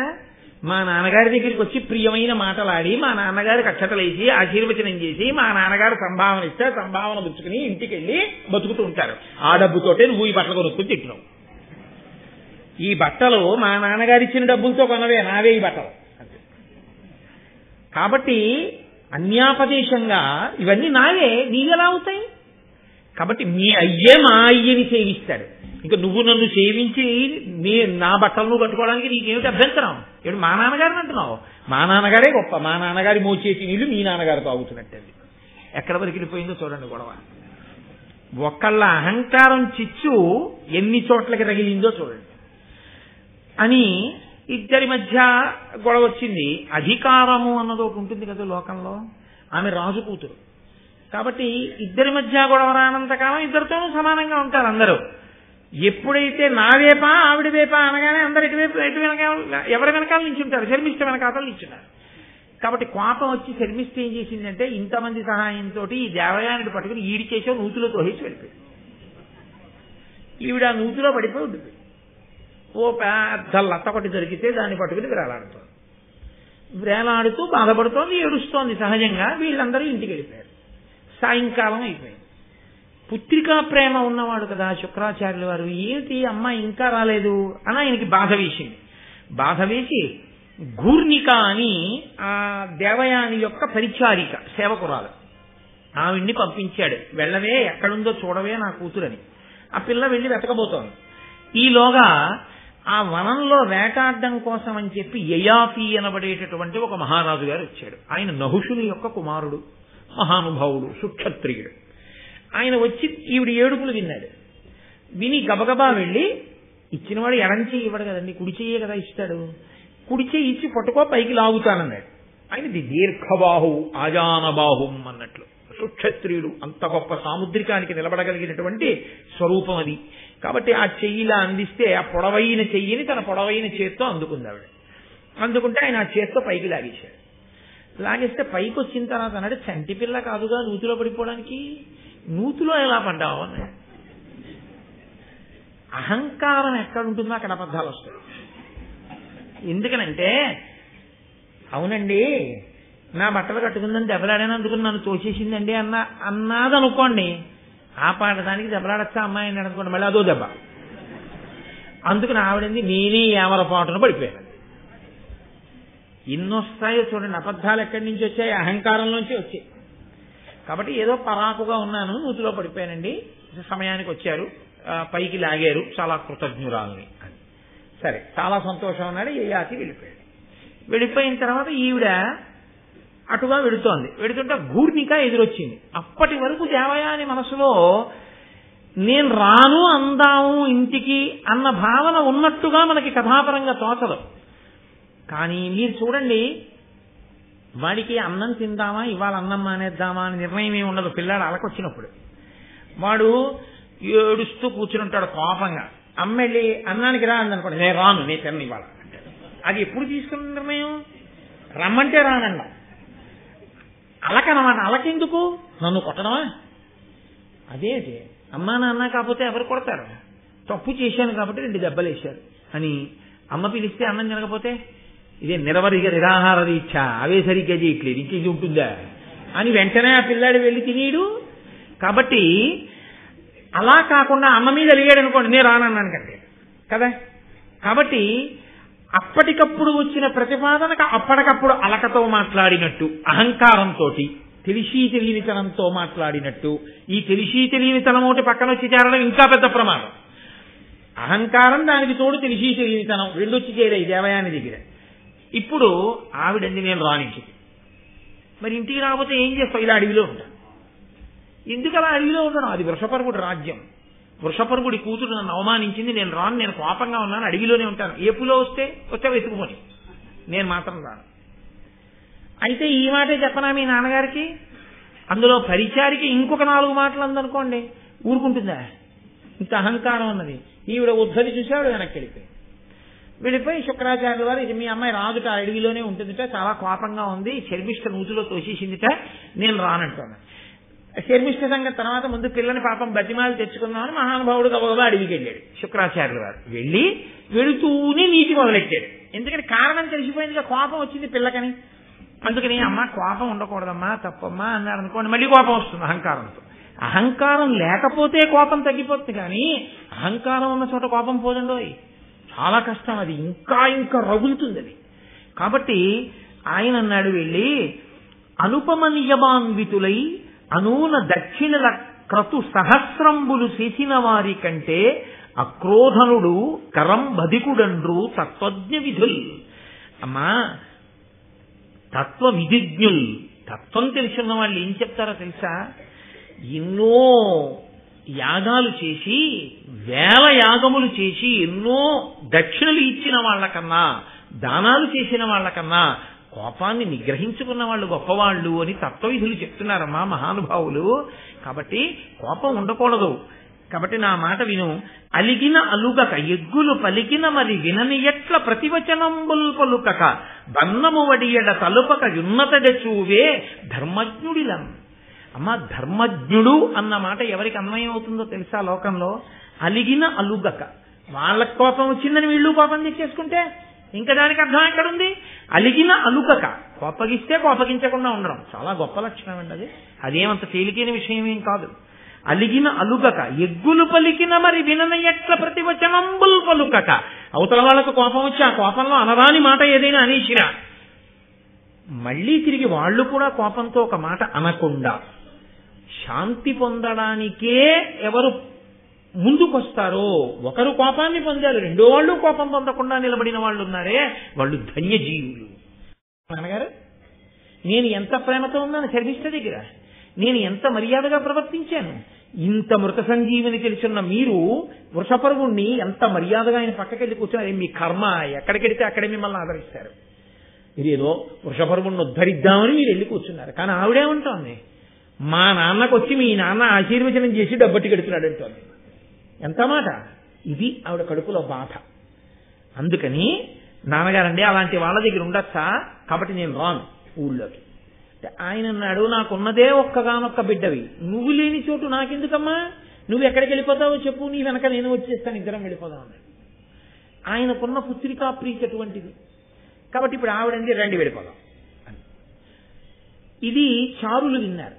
విని వాళ్ళు గబగబా వెళ్ళి వృషపర్వుడికి చెప్పారు, శుక్రాచార్యుల వారు రాజ్యం విడిచిపెట్టి వెళ్ళిపోతున్నారు. ఆ వృషపర్వుడు పరుగునొచ్చి పాపం శుక్రాచార్యుల వారి కాళ్ళ మీద పడ్డాడు. పడి మహానుభావ, నా కూతురు వల్ల నా వల్ల ఏదైనా దోషం కలగచ్చు, కానీ మీరు అలా వెళ్ళిపోకండి.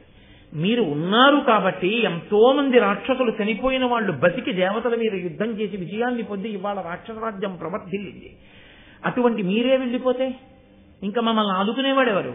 కాబట్టి నా తప్పు మన్నించండి, మీరు వెళ్ళకూడదు అన్నాడు. అంటే దేవయానంది, నా కోరిక ఒకటి తీరిస్తే మీరు వృషపర్వుడి రాజ్యంలో ఉండండి. ఈమెకి వశుడైన శుక్రుడు, ఏమిటి నీ కోరిక అంటే, ఆవిడంది, నాకు వృషపర్వుని యొక్క కుమార్తె అయినటువంటి శర్మిష్ఠ దాసి కావాలి. నా దాసిగా మారితే నేను మళ్ళీ వచ్చి ఆ రాజ్యంలో ఉంటాను, మీరు కూడా రాజ్యంలో ఉండండి. ఇప్పుడు తన కూతురు మీద ప్రేమకి శుక్రాచార్యుల వారు లొంగారు, తన కూతురు మీద ప్రేమకి వృషపర్వుడు కూడా లొంగాలిగా. లొంగి నీకు నా కూతురు దాచావడమా పోతే పొండానని అనుకోండి, సందేహం లేదు, శుక్రాచార్యుల వారికి ఎక్కడికి వెళ్ళినా ఆ గౌరవం నడుస్తుంది. కానీ దేవయాని ఇలా శుక్రాచార్యుల వారిని ఎన్ని తిప్పుతుంది, ఎన్ని రాజ్యాలు తిప్పుతుంది? ఈ అహంకారం ఎప్పటికి విడిచిపెడుతుంది ఆవిడ.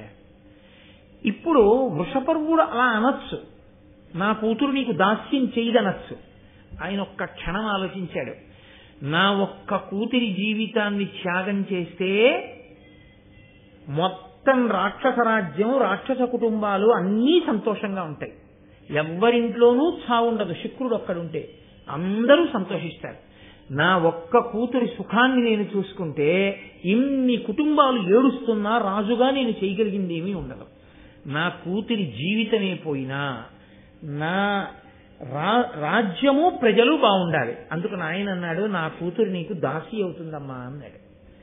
ఎంత ఉదారుడు మహారాజుగా ఆయన తన ధర్మాన్ని తాను ఎంత పాటించాడో, ఒక బ్రాహ్మణుని కుమార్తె అయినా ఎంత కఠినమైన హృదయంతో దేవయాని ప్రవర్తించిందో మీరు ఆలోచించండి. ఇదేం సామాన్యమైన సంఘటన కాదది.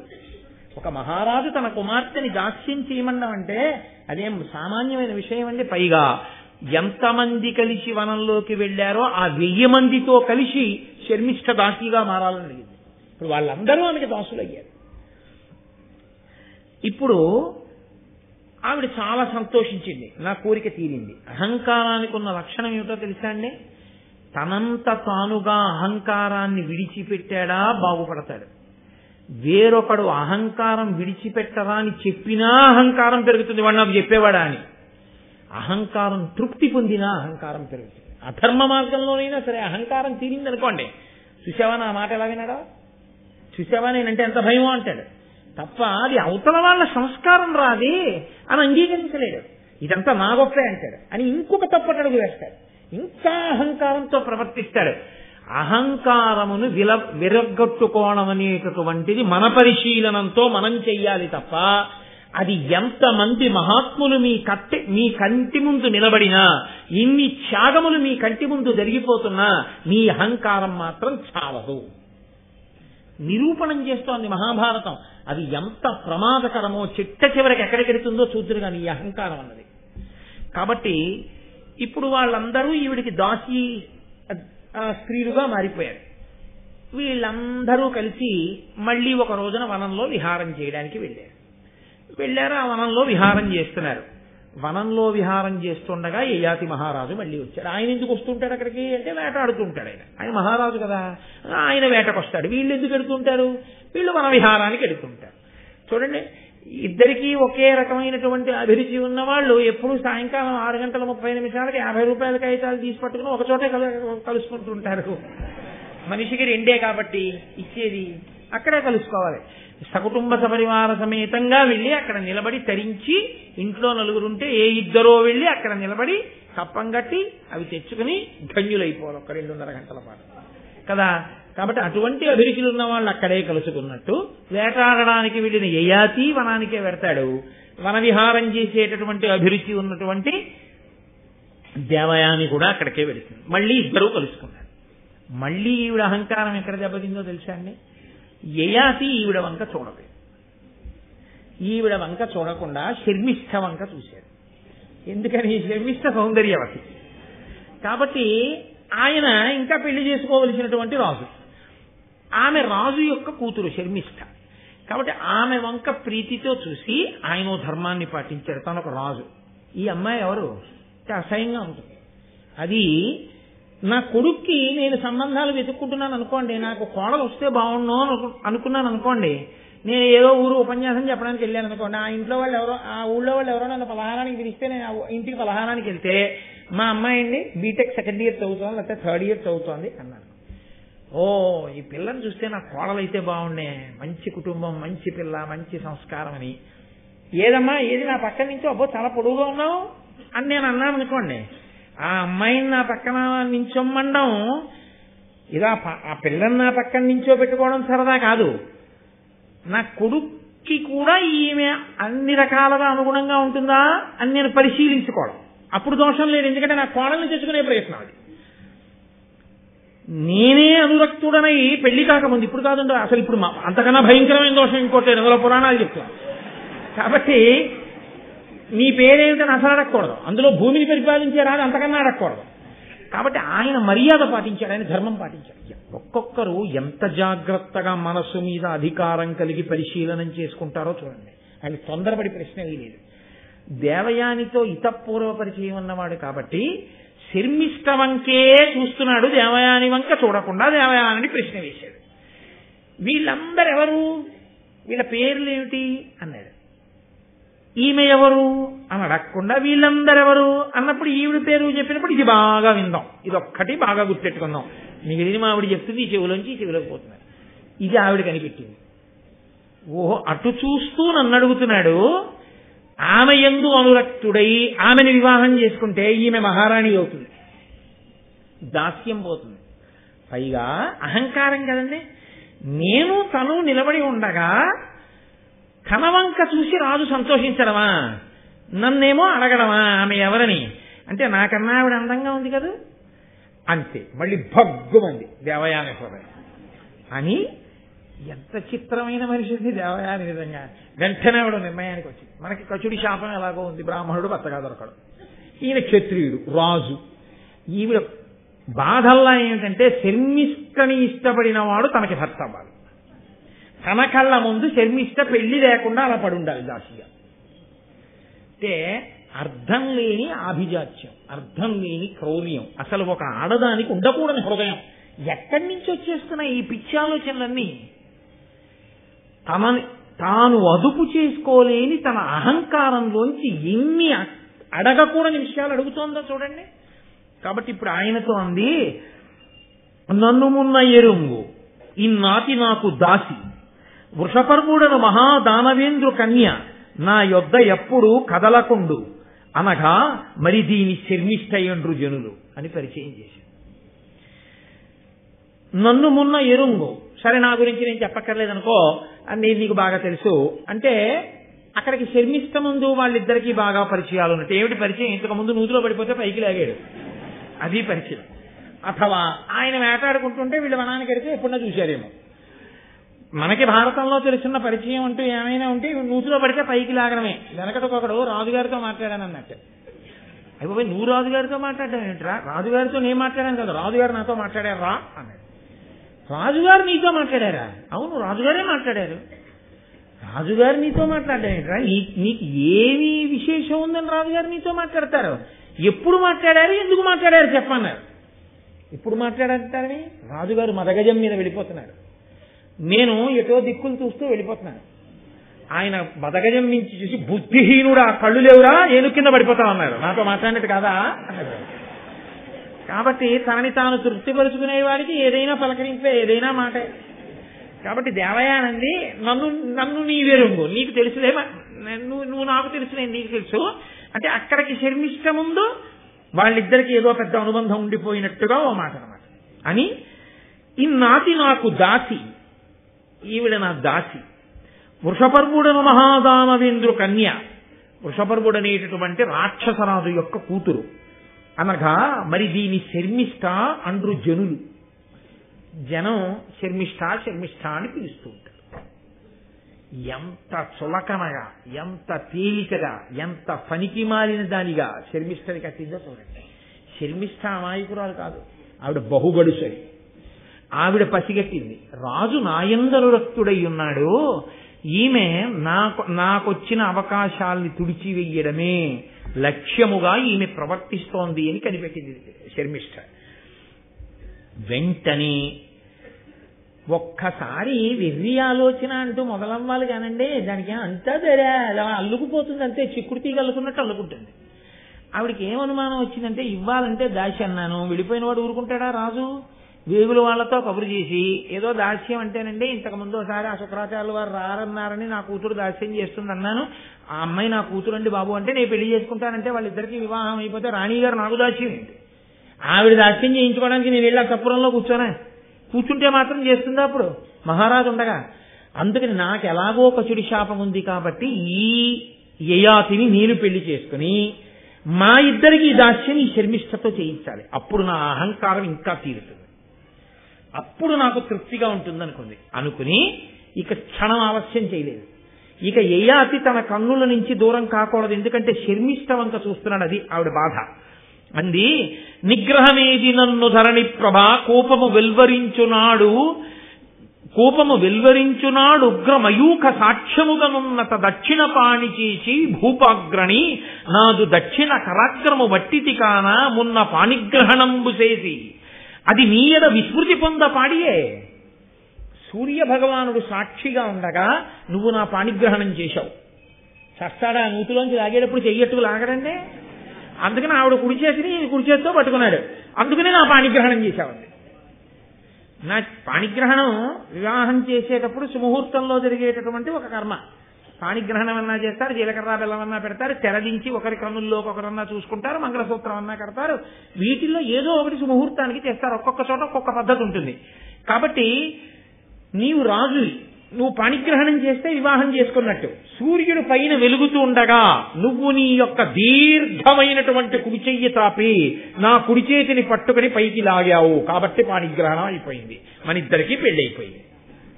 హడిలిపోడంటే ఏ హాసి ఎక్కడి ప్రారంభం? ఆవిడ బ్రాహ్మణ కన్య, నేను రాజునా, నూతులోంచి లాగితే పెళ్లి అయిపోయినట్టున్నాడు, పాణిగ్రహణం చేశామంటున్నాడు అని నన్ను వివాహమై నహుషనందన ఈ లలితాంగి దొట్టి ఈ కన్యలందరూ దివిజ కన్యలతోనైన వారు నీకున్నతి ప్రీతిసేయక నృపోత్తమ వాసుబోలి లీలతో ఇన్నరలోక భోగములనేకములందుము నీవు నావుడు. ఓ మహారాజా, నువ్వు నన్ను పాణిగ్రహణం చేసుకున్నావు, అందరికీ తెలిసేటట్టు వివాహం చేసుకుంటే ఈ 1000 మంది కన్యలతో కలిసి ఈ దాసి శర్మిష్ఠ మన ఇద్దరికి దాస్యం చేస్తుంది, కాబట్టి నువ్వు నన్ను వివాహం చేసుకోండి అంటే ఆయన హడిలిపోయి అన్నాడు, నువ్వు బ్రాహ్మణ కన్యవి, నేను క్షత్రియుణ్ణి, పైగా భూమిని పాలించే రాజుని, నేనే ధర్మం తప్పితే నేనే నాకన్నా పైన ఉన్న కుటుంబంలోంచి పిల్లని తెచ్చుకుంటే లోకంలో ధర్మాన్ని ఎలా నిలబెడతాను? కాబట్టి నేను బ్రాహ్మణ కన్యని వివాహం చేసుకోకూడదు, కాబట్టి ఇది మన ఇద్దరికీ కుదరదు, ఇది ధర్మం కాదన్నాడు. అంటే ఇంకొక మాటగా ఏం చెప్పినట్టు, నాకు శర్మిష్ఠకి కుదురుతుందని చెప్పినట్టు కదండి. దీనికి ఆవిడ మరీ అడిగిపోయింది. శుక్రాచార్యుల వారి సంగతి నీకు తెలుసు కదా, మహానుభావుడు, మా తండ్రి, మృత సంజీవని విద్య ఎరిగినవాడు, ఎప్పుడూ అదే చెప్తున్నాడు. అటువంటి మహానుభావుడు, ధర్మం ఎరిగినవాడు, ఆయన చెప్పినది ధర్మం కాకపోదు కదూ. కాబట్టి శుక్రాచార్యుల వారు వచ్చి ధర్మమయ్యా నువ్వు చేసుకోవచ్చు ఈ అమ్మాయిని అంటే చేసుకుంటావా? శుక్రాచార్యుల వారు వచ్చి ధర్మమే చేసుకో అంటే చేసుకోకపోతే ఏమవుతుందో తెలియదేమిటి యయాతికి. ఆయన వెంటనే కమండలంలో నీళ్లు చేతిలో పోసుకుంటాడు శాపం ఇవ్వడానికి, నా కూతురు మనసు భగ్నపడింది. అందుకని ఆయన అడిగిపోయి అన్నాడు, శుక్రాచార్యులు వారు కదా అంత బొత్తిగా ఇది ధర్మమే చేసేసుకో అంటాడు ఏమిటని శుక్రాచార్యులు వారు చెప్తే అలాగే చేసుకుంటాలే అన్నాడు. ఇప్పటికీ గొడవ వదిలిపోతున్నాడు. ఆవిడని అలాగే నించో అని పరిచారికని పిలిచి వెళ్ళి మా నాన్నగారిని తీసుకురాలి. అమ్మ బాబోయ్ ఇదేది ఇక్కడికిక్కడే తీర్పు కూడాను అని ఆయన తెల్లబోయి నించున్నాడు. అంటే ఎంత ఉద్ధతితో ఉంటాయో జీవితాలు. ఆ అహంకారగ్రస్తులైన వాళ్ళ యొక్క స్థితి ఎలా ఉంటుందో, ఎంతసేపు జాగ్రత్త పడిపోయాం మా అంత తెలివైన వాళ్ళు ఎవరు, ఎలా నేను ఆలోచన చేసేసానో చూసారా, ఇదే ఆవిడ ఆలోచించుకునే తీరు. కొంత అమాయకత్వం, కొంత తెలిసింతనం, అన్ని ఏవేవి కలవకూడదో అన్నీ తెలిసిపోయాయండి అందులో. ఇంకా అందులోంచి పుట్టేది హలాహలం కాకపోతే ఇంకోటి ఎలా పుడుతుంది? కాబట్టి ఇప్పుడు ఆ శుక్రాచార్యుల వారు వచ్చారు. ఆవిడ ఏం అడగాలి న్యాయంగా?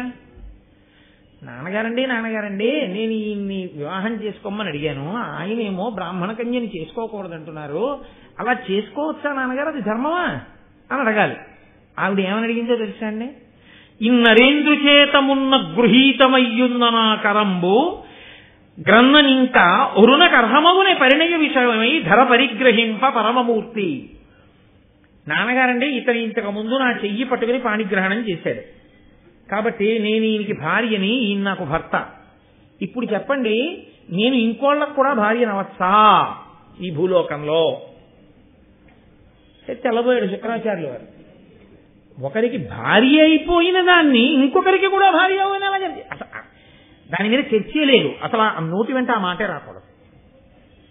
కాబట్టి అలా ఇంకొకరు చేసుకుంటారా అంటే యయాతి చల్లబోతున్నాడు. ఇది పాణిగ్రహం నూతులో దాన్ని లాగాను నా అర్థం కొద్ది పాణిగ్రహణం అని పేరెట్టింది దానికి. నేరకపోయి కుడి చేత్తో లాగాను పైకి, పాణిగ్రహణం అయిపోయిందని అసమానమును. ఎక్కడి ప్రారంభం వచ్చి పడింది? నిజమే, తెలియకో కుడి చేయి పట్టుకున్న మాట వాస్తవమే. అది ఏమన్నా మంత్రమా, పెళ్ళ, ఏమన్నా ఏదో లాగాను నా కర్మ కొద్ది. పాణిగ్రహణం చేసావు, ఆకాశంలో సూర్యుడున్నాడు, ఆయన సాక్ష్యం అంటుంది. ఏమన్నా అందామంటే ఇప్పుడు కూతురుతో పోదు, తండ్రితో కూడా ఏమంటాడు అని చూస్తున్నాడు ఆయన. ఆవిడంది, నాన్నగారు ఒకవేళ ఇది ధర్మం కాకపోతే మీ తపస్సుతో ఇది ధర్మమగుగాక అనండి, ధర్మం అవుతుంది. అడిగిపోయాడు యయాతి పాపం నిలువున. ఆయనకి పుత్రికా ప్రీతి కదండి. ఆయన అన్నాడు, క్షత్రియుడు మహారాజు అయినటువంటి వాడు బ్రాహ్మణ కన్యని చేపట్టరాదు. అయినా ఇత పూర్వం నా కూతురు కుడి చేయి పట్టుకుని నీ కుడి చేత్తో లాగావు కనుక, మీ ఇద్దరికీ పాణిగ్రహణం అయింది కనుక, మీ ఇద్దరూ భార్యాభర్తలు అయిపోయారు కనుక, మీ ఇద్దరి మధ్య ఇప్పుడు క్షత్రియుడు బ్రాహ్మణ కన్యని వివాహం చేసుకున్నాడన్న అధర్మము కలగకుండుగాక నేను ఆశీర్వచనం చేస్తున్నాను నా తపోబలంతో. కాబట్టి మీ ఇద్దరికీ అధర్మం రాదు, అక్షతలు వేసేశాను మీరు దంపతులు అన్నాడు. ఏం చేస్తారు యయాతి? అలాగేనండి అన్నాడు. పోనీ ఇక్కడతో వదిలిపోయిందని మీరు అనుకుంటున్నారా? క్షత్రియులు దక్షిణ నాయకులు అంటే వారు ఒకరికన్నా ఎక్కువ మంది భార్యల్ని స్వీకరిస్తూ ఉంటారు రాజ్యం చేసినప్పుడు. ఇప్పుడు అలా అస్తమానం అవన్నీ నియమాలు మిగిలినవి పాటించకపోయినా ఇవన్నీ పాటించకపోతే ఎలా ప్రమాదం వస్తుందని ఆయన ఆలోచించక్కర్లేదు. అవన్నీ రాజ్యం చేసి పెద్ద పెద్ద ఐశ్వర్యాలతో ఉండి యుద్ధాలు చేసి వాళ్ళు యుద్ధ భూమిలో ప్రాణాలు కూడా అలా విడిచిపెట్టారు. ఇప్పుడు మనమేం అలా చెయ్యను అక్కర్లేదు, అందుకని ఇతర విషయాలు మనకు అక్కర్లేదు, ధర్మాన్ని పట్టుకుంటే చాలు. కాబట్టి ఆయన దక్షిణ నాయకుడు, ఒకరికన్నా ఎక్కువ మంది భార్యలను స్వీకరించవచ్చు. కాబట్టి శర్మిష్టని తర్వాత చేసుకోవచ్చు కదా. ఇప్పుడు దేవయానిని చేసుకుని పాండురాజు గుర్తించి చేసుకుని మాధ్యం చేసుకోలేదేమిటి? అలా ఈయన చేసుకుంటే శ్రీకృష్ణదేవరాయల వారు ఇద్దరు భార్యలతో లేడైనా, అలా ఈయన తర్వాత శర్మిష్టని గాని పెళ్లి చేసుకుంటాడేమో అని అనుమానం ఆవిడికి. ఆవిడ బాధల్లా ఏమిటంటే యయాతికి తాను భార్య అయితే ఆవిడికి సరిపోదు, శర్మిష్ట భార్య కాకుండా కూడా ఉండాలి ఆవిడ, అది ఆవిడ కోరిక. కాబట్టి శుక్రుడి చేత చెప్పించింది ఇంకొక మాటగా, లేకపోతే ఈ మాట శుక్రుడి నోటి వెంట ఎందుకు వస్తుందండి? ఆయన పెళ్లి అయిపోయిన తర్వాత అల్లుడిని దగ్గరికి కూర్చోబెట్టుకుని కూతుర్ని తీసుకెళ్లిపోతున్నాడు తన రాజ్యానికి. తీసుకెళ్లిపోయేటప్పుడు శర్మిష్టని ఏ స్థానంలో తీసుకెళ్లారో తెలుసా అండి? దాసీ స్థానంలో తీసుకెళ్లాడు. ఊరుకున్నాడండి వృషపర్వుడు మహానుభావుడు రాజ్యం కోసం. ఒక తండ్రి పుత్రికా ప్రేమకి ఇలా ప్రవర్తిస్తే ఒక తండ్రి ఉదారుడై అలా ప్రవర్తించాడు. అది తేలికైన విషయం అని మీరు అనుకోకండి. ఆ తండ్రి గుండెలో ఎన్ని అగ్నిపర్వతాలు బద్దలై ఉంటాయో, ఆ పిల్ల గుండెలో ఎన్ని అగ్నిపర్వతాలు బద్దలై ఉంటాయో. తనని అనురక్తుడై చూసినటువంటి రాజు ఆమెను వివాహం చేసుకుని తనని దాసిగా తీసుకెళ్తున్నాడు. పైగా శుక్రాచార్యులు వారు పక్కన కూర్చోబెట్టుకుని చెప్పాడు, నీతో పాటుగా ఈ 1000 మంది దాసీ స్త్రీలని శర్మిష్టని పంపుతున్నాను. వీళ్ళకి నువ్వు మంచి వస్త్రములు, శరీరములకు అనులేపనం చేసుకునేటటువంటి సుగంధ ద్రవ్యములు, పుష్పములు, మంచి మంచి భవనములు, విహారములు కల్పించవచ్చు. వారిని నీ సుఖము కొరకు వినియోగించుకొనవచ్చు అంగీకరిస్తేవారు. కానీ ఒక్క శర్మిష్ట మాత్రం దాసిగా ఒంటికి అంగరాగములు పూసుకోవడం, మంచి బట్టలు కట్టుకోవడం, పువ్వులు పెట్టుకోవడం, మంచి భోజనం చేయడం, మంచి భవనంలో ఉండడం వినా ఎన్నడూ ఆమె యందు నువ్వు భార్యాత్వమును పొందరాదు. ఇది నా శాసనం అని చెప్పాడు. ఇంతకన్నా దారుణాతి దారుణమైన విషయం ఇంకొకటి లేదు. ఎప్పుడో ఒక్కసారి గాలికి బట్టలు కలిసిపోతే ఆవిడ బట్టలు కట్టుకుందా? కట్టుకున్నందుకు వాళ్ళ నాన్నగారిని తోలనాడిందని వాళ్ళ నాన్నగారిని వెనకేసుకొచ్చి ఒక్క మాట మాట్లాడిందా? ఆ మాట మాట్లాడినందుకు తనకి కావలసిన భర్తని ఎగరేసుకుపోయి ఆవిడ చేసుకుంటుందా? చేసుకుని దాసిగా తీసుకెడుతుందా? తన కళ్ళ ముందు తనకి భర్త కావలసిన వాడితో తాను సంతోషంగా మహారాణి స్థానంలో కూర్చుని ఉంటుందా? ఆవిడ బిడ్డల్ని కంటుందా? తాను మోడువారిపోయి దాస్యం చేస్తూ అలా ఉండిపోవాలా? ఎంత బాధాకరమైన విషయం అండి! ఎంత అహంకారం అండి దేవయానిది! ఏ కారణం చేత దేవయానిని వెనకేసుకొస్తారు మీరు భారతంలో? అది అమాయకత్వమైన అర్థం లేని అమాయకత్వం, అది హర్షించరాని అమాయకత్వం, దిద్దవలసిన అమాయకత్వం తప్ప అమాయకత్వం అన్న ముసుగులో చేయవలసినటువంటి అపచారం అది కాదు. ఎవరు దిద్దాలో ఆ శుక్రుడు దిద్దలేదు. ఇప్పుడు దిద్దవలసిన వాడు ఎవరైనా ఉంటే భర్తృస్థానంలో ఉన్నటువంటి యయాతి దిద్దాలి. ఎందుకంటే ఆయనకి ఇప్పుడు అధికారం ఉంది కాబట్టి. ఆవిడ్ని తీసుకుని వెళ్ళిపోయాడు. ఆయన మహానుభావుడు, ధర్మాత్ముడు. ఆమెతో కలిసి చాలా సంతోషంగా కాలం గడుపుతున్నాడు. ఈ మిగిలినటువంటి శర్మిష్టని 1000 మంది కాంతల్ని తీసుకెళ్లి ఒక అశోకవనంలోని హర్మ్యంలో ఉంచారు. వాళ్ళు పాపం ఈవిడికి దాసి ఇప్పని చేస్తున్నారు. ఆవిడ చాలా సంతోషంగా ఉంది. 2 కోరికలు తీరుతున్నాయి. తాను యయాతికి భార్య అయింది, సంతోషంగా ఉంది, మహారాణి అయింది. అహంకారానికి అధికారం కూడా చేరింది. పక్కన అగ్నికి వాయువు తోడైనట్టే తన కళ్ళ ముందు శర్మిష్ట అలా కుమిలిపోతోంది. ఎప్పుడు ఒక్క మాట ఎంత గుర్తు పెట్టుకుందో చూడండి. అలా గుర్తు పెట్టుకుని పగ తీర్చుకునే లక్షణం ఎవరిదో తెలుసా అండి? అహంకారగ్రస్తులది. అహంకారం లేనివాడు ఇవాళ ఓ మాట అన్నా రేపే మర్చిపోతుంది. అసలు అంతా గుర్తుండదు. మళ్ళీ వెంటనే ఆ ప్రేమ పొంగి వచ్చేస్తుంది, ఇది కొట్టుకుపోతుంది. అది లేని చోట అహంకారం అలా నిలబడిపోయి ఉండిపోతుంది. కాబట్టి కొంతకాలం అయిపోయిన తర్వాత ఆ దేవయానికి యయాతి మహారాజు వల్ల యదువు, తుర్వసుడు అని 2 కుమారులు కలిగారు. శర్మిష్ట ఈ దేవయాని వివాహం చేసుకోవడం, సంతోషంగా ఉండడం, 2 కొడుకులు పుట్టడం, 2 కొడుకులకు తల్లి అవ్వడం, భర్తతో కలిసి సంతోషంగా కాలం గడుపుతూ ఉండడం, ఆ మహారాజ్ఞి అధికారం, ఇవన్నీ చూసి ఒకరోజు బాధపడుతూ ఏడుస్తూ తనలో తాను అనుకుంది, పతిపడసి సుతులబడయ్యగా అతివలు కోరుదురు, కోరినట్టుల తనకున్ పతిపడసి సుతులబడసెను, సతులీ భార్గవికి భాగ్య సంపదనయే. లోకంలో ఏ ఆడదైనా ఏం కోరుకుంటుందంటే తన మనసు తెలుసుకున్నటువంటి మంచి భర్త రావాలి అని కోరుకుంటుంది. కేవలము భర్తృస్థానం ఒక్కటే పూరింపబడితే సరిపోదు. అమ్మా అని పిలిపించుకోవడమే పరిపూర్ణత అని అనుకుంటుంది. ఈ భార్గవి భృగువంశంలో పుట్టిన శుక్రాచార్యుల వారి కూతురు ఒక మంచి పురుషుడికి భార్య అయింది. చక్కటి బిడ్డల్ని కలి అమ్మా అని పిలుచుకుంది. ఈమె ధన్యురాలు. నేను మోడువారిపోయిన జీవితం ఉన్నదాన్ని, నాకు భర్త లేడు, బిడ్డలు లేరు. కాబట్టి నా జీవితం ఇలా మోడువారిపోయి అంతరించిపోవలసిందే. కానీ లోకంలో ఎవరికైనా అలా ఉండాలని కోరుకుంటుందిగా అనుకో. కొంతకాలం అయిపోయిన తర్వాత ఇప్పుడు ఎవరి మనసులోనైనా ఒక బాధ, ఒక ఆర్తి అన్నది ఉంటుంది కదండి. కానీ దాన్ని ధర్మబద్ధం చేసింది శర్మిష్ఠ.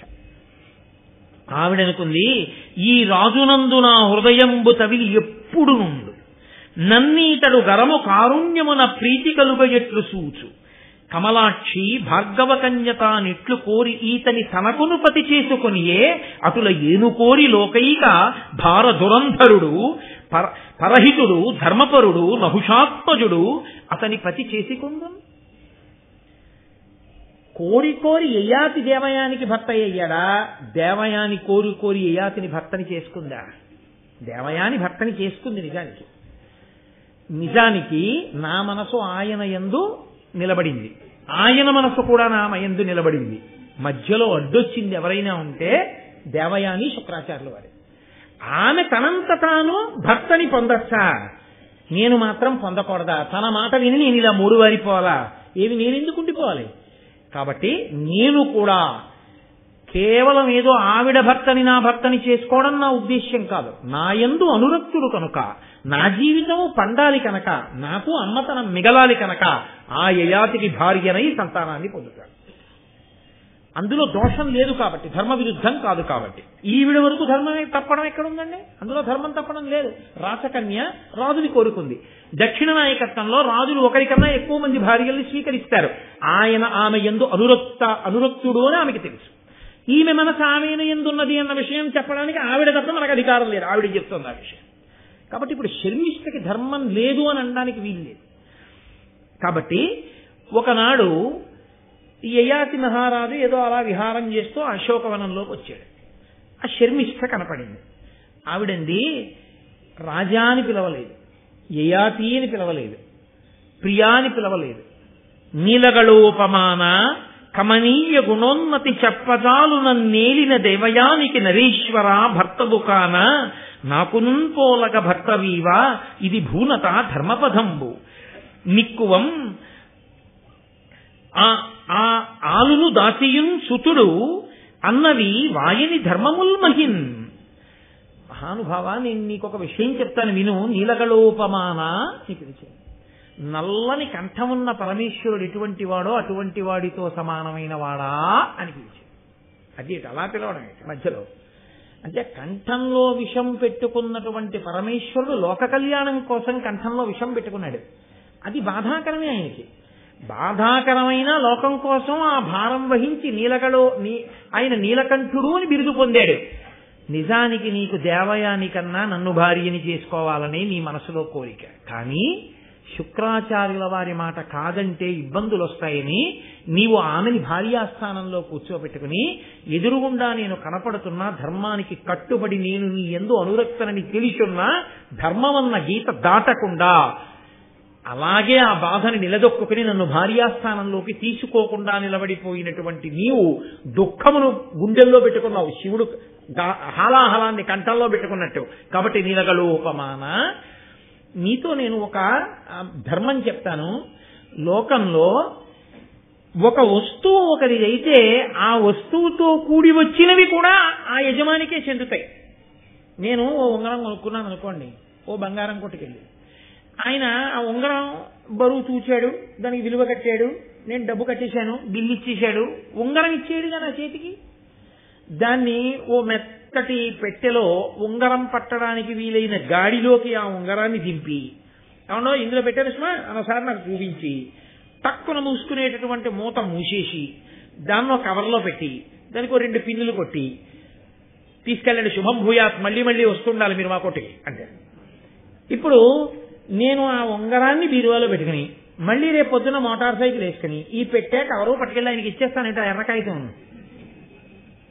అదేంటంటే ఎందుకు పట్టుకొచ్చారని అనుకోండి, ఉంగరం ఒకటే కొనుక్కున్నాను కదా మహాశయ, ఇవన్నీ నేను పుచ్చుకోకూడదు కదా అందుకని ఇచ్చేద్దామని వచ్చానంటానా? ఉంగరం ఒకటే నేను కొనుక్కున్నా, ఉంగరంతో పాటు వచ్చిన ఇవన్నీ కూడా నావే.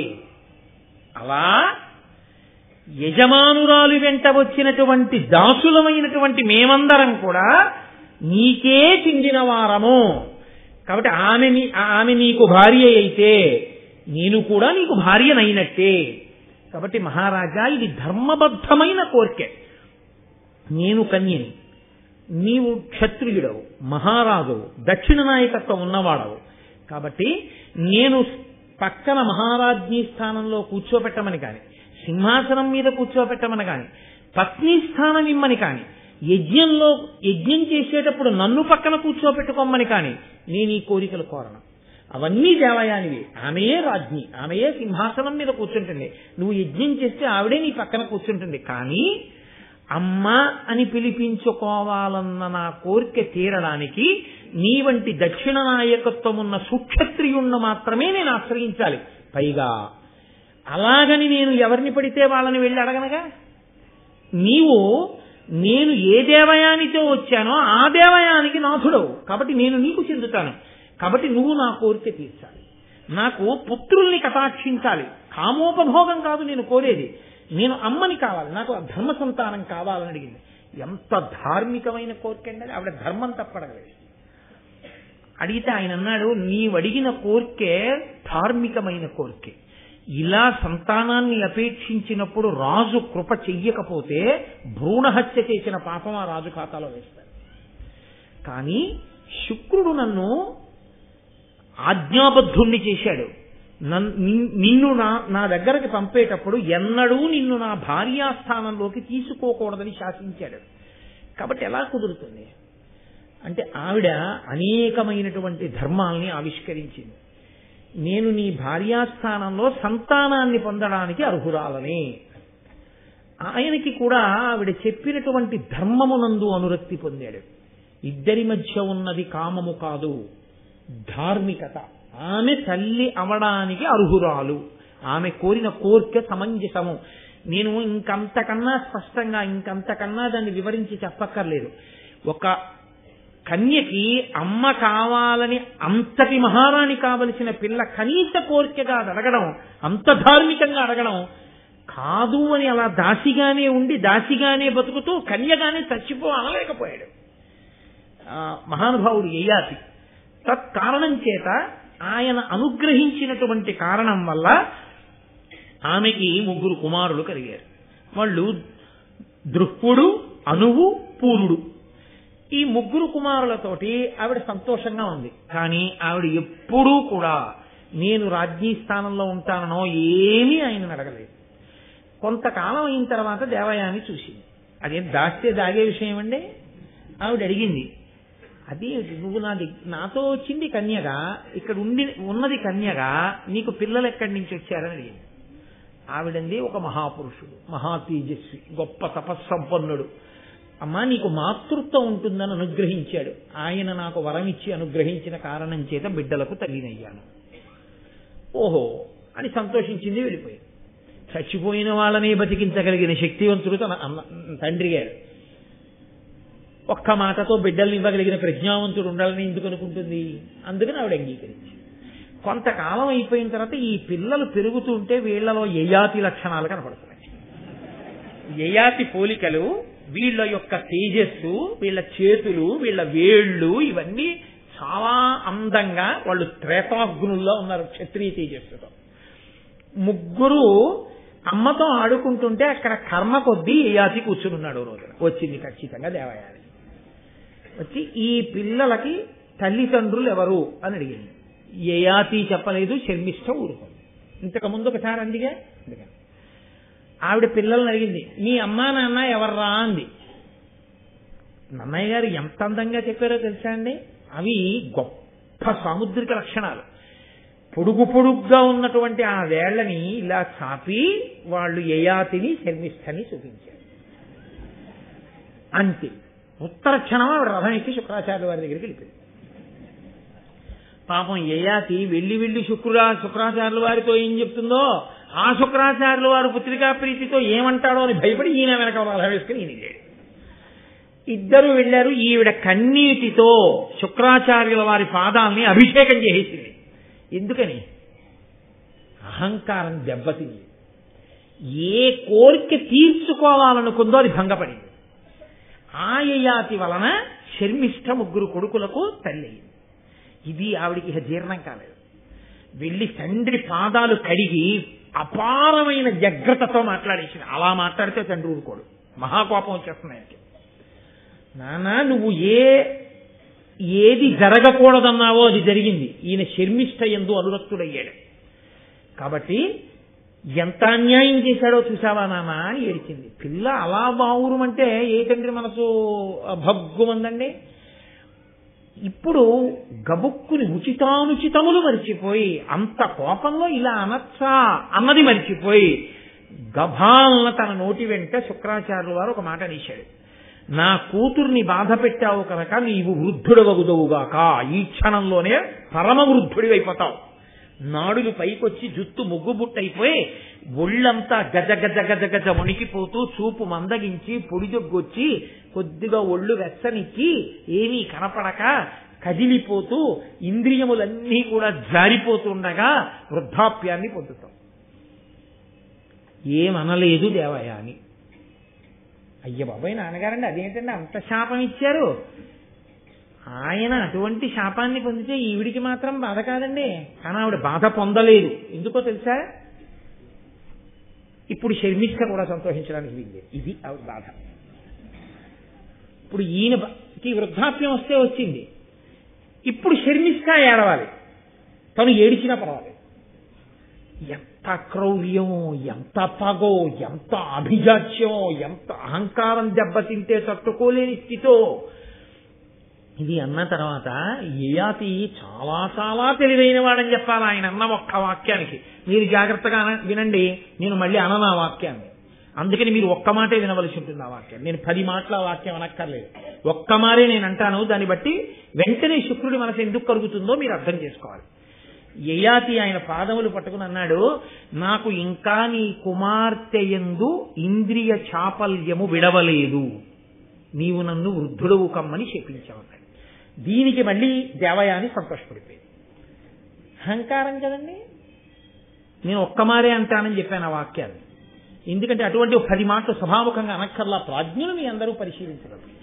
కాబట్టి వెంటనే శుక్రాచార్యులు వారు అన్నారు, అప్పుడు దేవయాని సంతోషించడం గమనించి, ఓహో ఇతనికి మళ్ళీ యవ్వనం ఇవ్వాలి, ఎలా వృద్ధుడైపోవాలన్నాడుగా. అందుకని అన్నాడు, శర్మిష్ఠ వలన 3 కుమారులు ఉన్నారు, దేవయాని వలన 2 కుమారులు ఉన్నారు. దేవయాని వలన జన్మించిన 2 కుమారులలో ఏ ఒక్కడైనా, శర్మిష్ఠ వలన జన్మించిన కుమారులలో ఏ ఒక్కడైనా నీ వృద్ధాప్యాన్ని తీసుకుని అతని యవ్వనాన్ని నీకిస్తే నువ్వు మళ్ళీ ఏ సుఖములను కోరుకున్నావో ఆ సుఖములను నువ్వు అనుభవించాలనుకున్నంత కాలం అనుభవించి నీ వృద్ధాప్యాన్ని నువ్వు పుచ్చేసుకుని ఏ కొడుకు నీకు యవ్వనం ఇచ్చాడో ఆ కొడుక్కి యవ్వనాన్ని ఇచ్చేసేయి. ఆ రోజుల్లో వాళ్ళకున్న తపస్సు చేతని సాధ్యమయ్యేది. ఏమి ఇప్పుడు చచ్చిపోయిన వాడికి అన్ను తీసి బతికున్న వాడికి పెడితే సాధ్యమైందా? ఆ రోజున ఎందుకు సాధ్యం కాదని మీరు అనుకుంటున్నారు? ఆ రోజు తపస్సుకని సాధ్యమైంది. ఆ రోజు దేవతలే వచ్చి ఎదురుగుండా కూర్చునేవారు అగ్నిహోత్రం దగ్గరే హవిస్సు తినడానికి.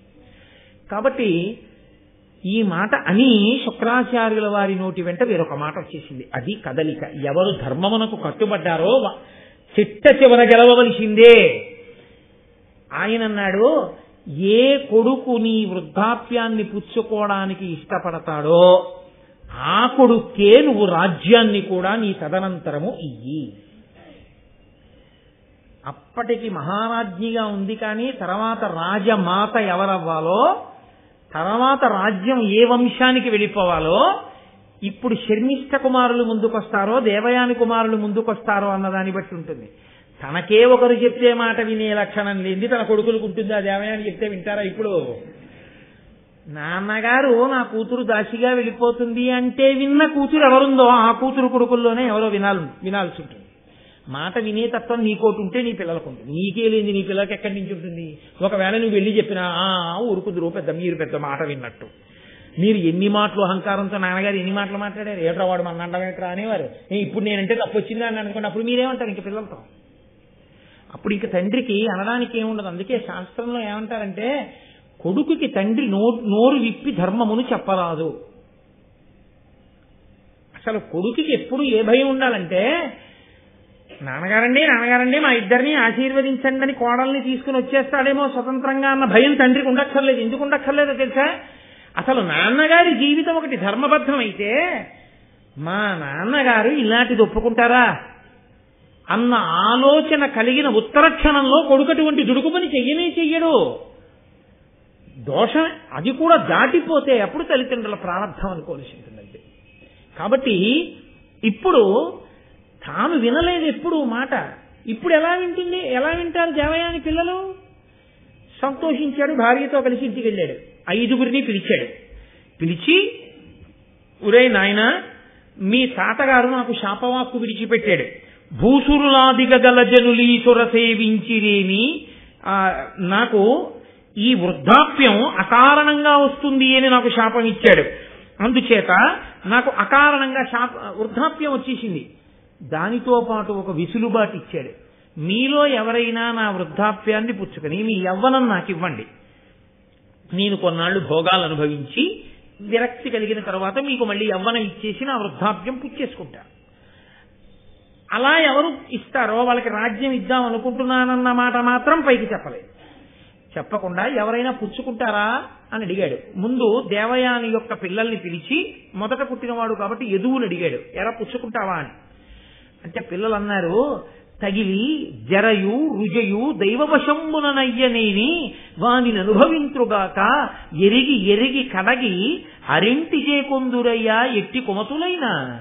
లోకంలో ఎవరికైనా వృద్ధాప్యం వచ్చినా అనారోగ్యం వచ్చినా ఎవరికి వచ్చిందో వాడు అనుభవించాలి.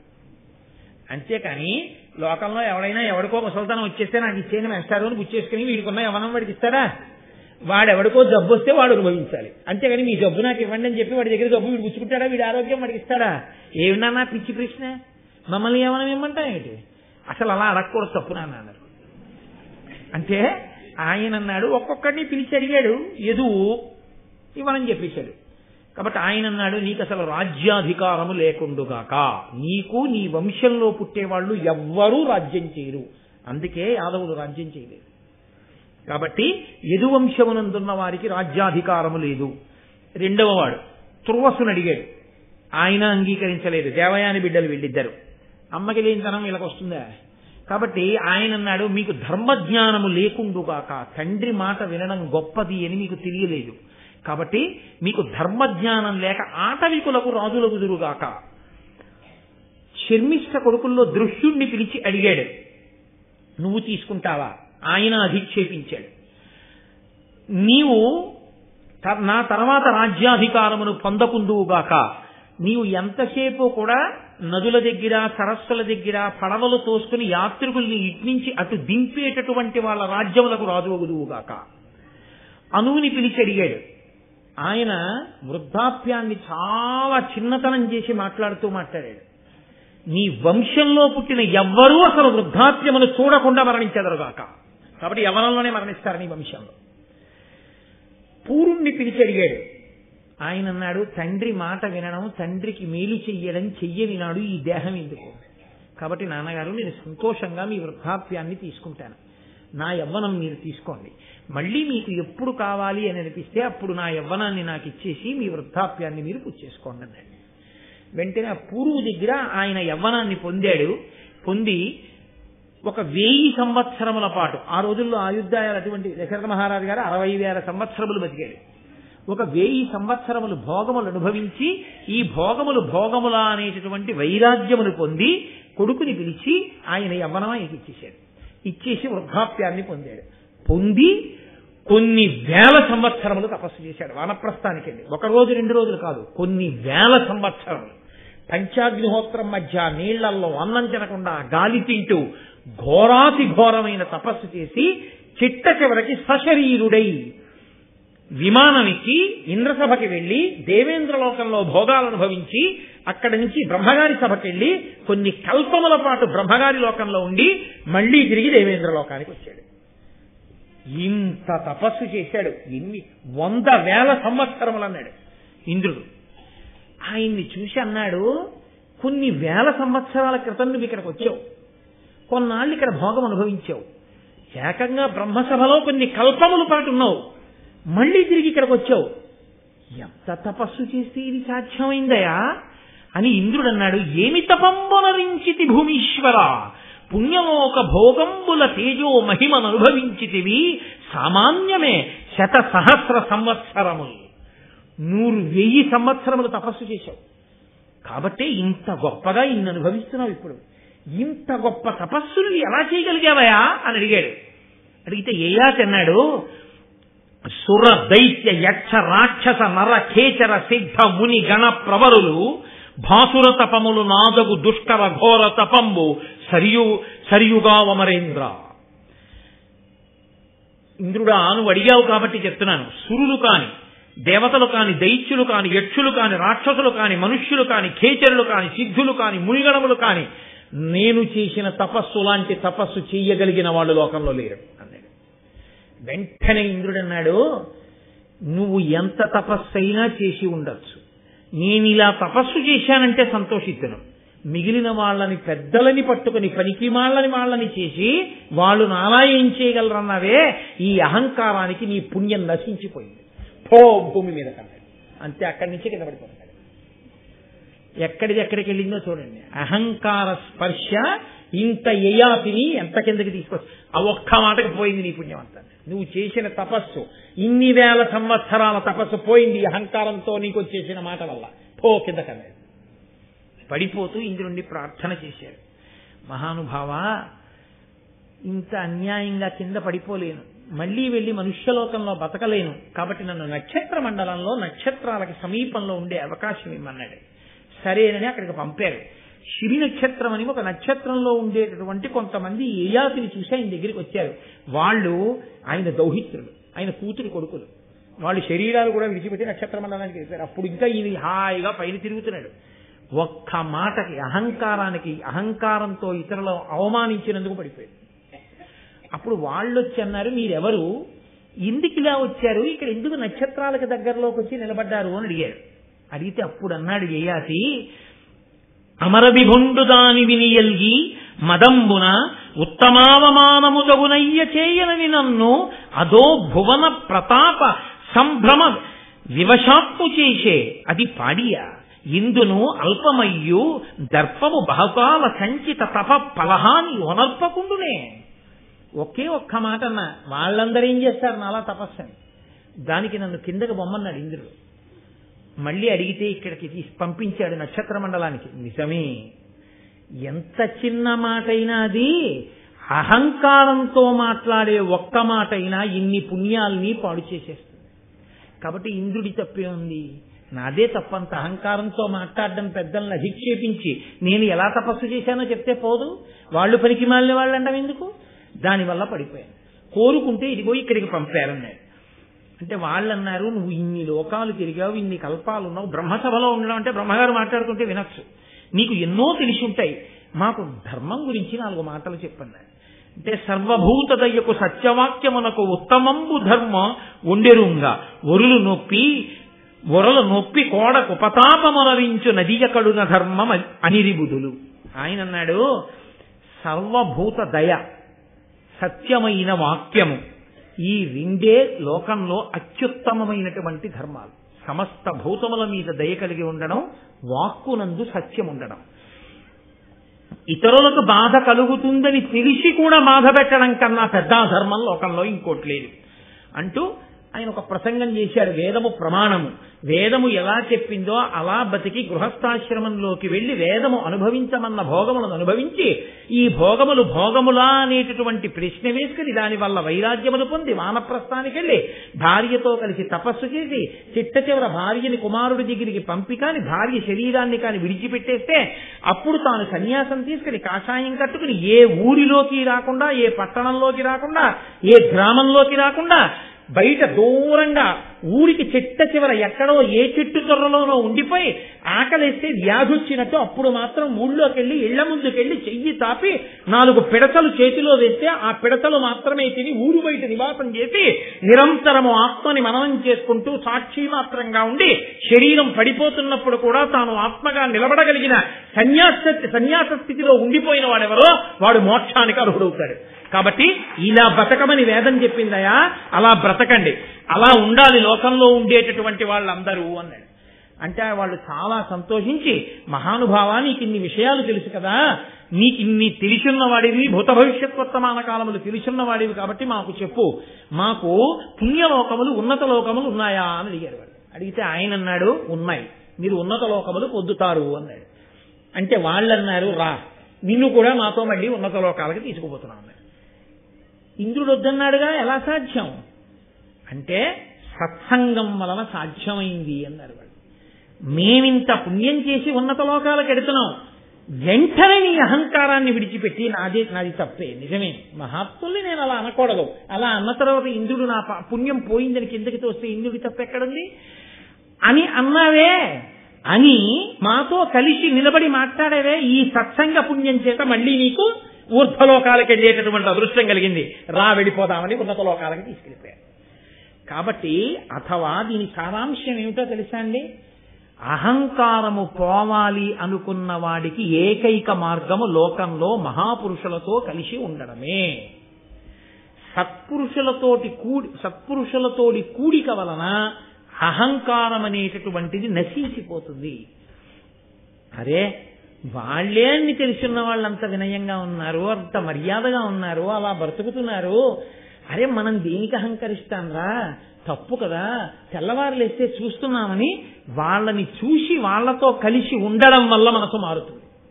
అదే విరుగుడు, అదే ఎంత కఠినమైన మనస్సునైనా ఎంత అహంకారమైన మనస్సునైనా మార్చగలదు అని చిట్ట చివర మనకి ఈ యయాతి ఉపాఖ్యానం చేత మనకి తెలియచేస్తూ, చూడండి ధర్మం అని ఒక మాట ఉంది కదా, అహంకారం పట్టుకుని ఉండిపోయిన దేవయాని చివరికి ఏం కోల్పోయిందంటే, ఇంతటి మహారాజుకు భార్యయై రాజవంశానికి తల్లి కాలేకపోయింది.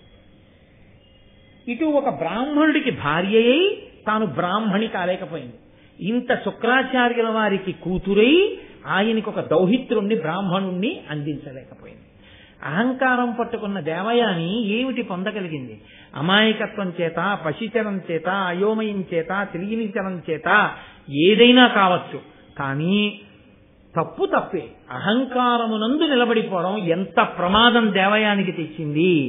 వినయానికి ధర్మానికి కట్టుబడిన శర్మిష్ఠ జీవితం చిట్ట చివర ఏ స్థితిని పొందింది.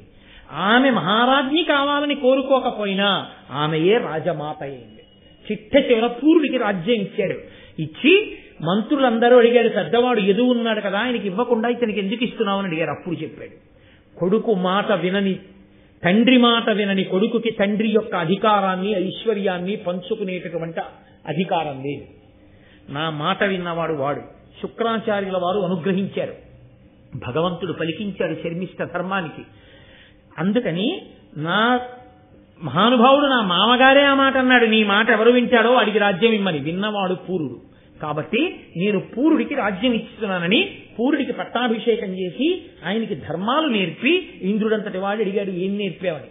సత్యవాక్యం గురించి, దానం గురించి, జ్ఞానుల యొక్క చరిత్ర ఎప్పుడూ చదువుకుంటుండు నాన్న. అర్హుడైన వాడు కనపడితే దానం ఇవ్వకుండా ఉండకు, దానివల్లే ఫలితం పొందుతావు. ఎప్పుడూ సత్యాన్ని పలుకు, ఎప్పుడూ కూడా సత్యము, ఉచితము, ధర్మము అయినటువంటి మాట మాత్రమే మాట్లాడుతుండని నా కొడుక్కి నేను నేర్పి పట్టాభిషేకం చేశాను అని చెప్పి పూరుడికి రాజ్యం ఇచ్చాడు. దానివల్ల పూరుణ్ణి కన్నా శర్మిష్ఠ రాజమాత అయింది. దేవయాని ఇంత రాజుని కట్టుకున్నా, తనకి బిడ్డలు ముందు పుట్టినా వాళ్ళకి రాజ్యం ఇప్పించుకోలేకపోయింది. ఏ అహంకారం పట్టుకుందో అదే తన కొడుకులకి రావలసిన సంపదని కూడా పోగొట్టేసింది. ఏమిటి సాధించుకుంది చివరికి? ఏమిటి మిగల్చుకుంది చివరికి? కాబట్టి అహంకారమును దూరం పెట్టుకో. నీ అంత నువ్వు ప్రయత్నం చేయి. నీ అంత నీవు అహంకారమును విడిచిపెట్టలేకపోతే సత్పురుషులతో సాంగత్యం చేయి. మహాత్ములతో కలిసి ఉంటే, వారి మాటలు వింటే, వారి నడవడి చూస్తే, వాళ్లే అలా బతికినప్పుడు నాకేముందని ఇంత అహంకరించాలని నీవు అహంకారమును విడిచిపెట్టగలిగిన స్థితి నీకు కలుగుతుందని ఒక దివ్యమైన ఉపదేశంతో మహానుభావుడు మన యొక్క శ్రేయస్సు కోరి వేదవ్యాసుడు భారతాంతర్గతంగా ఇస్తే నన్నయ్య గారు ఋషితల్యుడై ఆంధ్రీకరించి మనని ఉద్ధరించారు. రేపు మహోత్కృష్టమైనటువంటి ఘట్టం. అందరూ సాధారణంగా వినాలని పరితపించిపోయేటటువంటి ఘట్టం. లోకంలో భారతం అంటే ఆదిపర్వంలో తప్పకుండా వినాలని కోరుకుంటారు. కణ్వ మహర్షి శకుంతల దుష్యంతోపాఖ్యానం రేపటి రోజున పరమేశ్వరానుగ్రహంగా ప్రారంభం చేసి చెప్పుకుందాం. మంగళాశాసన పరై మదాచార్య పురోగమై సర్వైశ్చ పూర్వైరాచార్యై సత్కృతాయాస్తు మంగళం. మంగళం కోసలేంద్రాయ మహనీయ గుణాత్మనే చక్రవర్తి తనూజాయ సర్వభౌమాయ మంగళం. ఉమాకాంతాయ కాంతాయ కామితార్థప్రదాయినే శ్రీగిరీశాయ దేవాయ బలినాథాయ మంగళం. కరచరణకృతం వా కర్మవాక్కాయజం వా శ్రవణనైనజం వా మనసం వాపరాధం విహితం వా సర్వమేత్తక్షమస్వా శివ శివ కరుణాబ్ధే శ్రీ మహాదేవ శంభో. సర్వం శ్రీ ఉమామహేశ్వర పరబ్రహ్మార్పణమస్తు. స్వస్తి.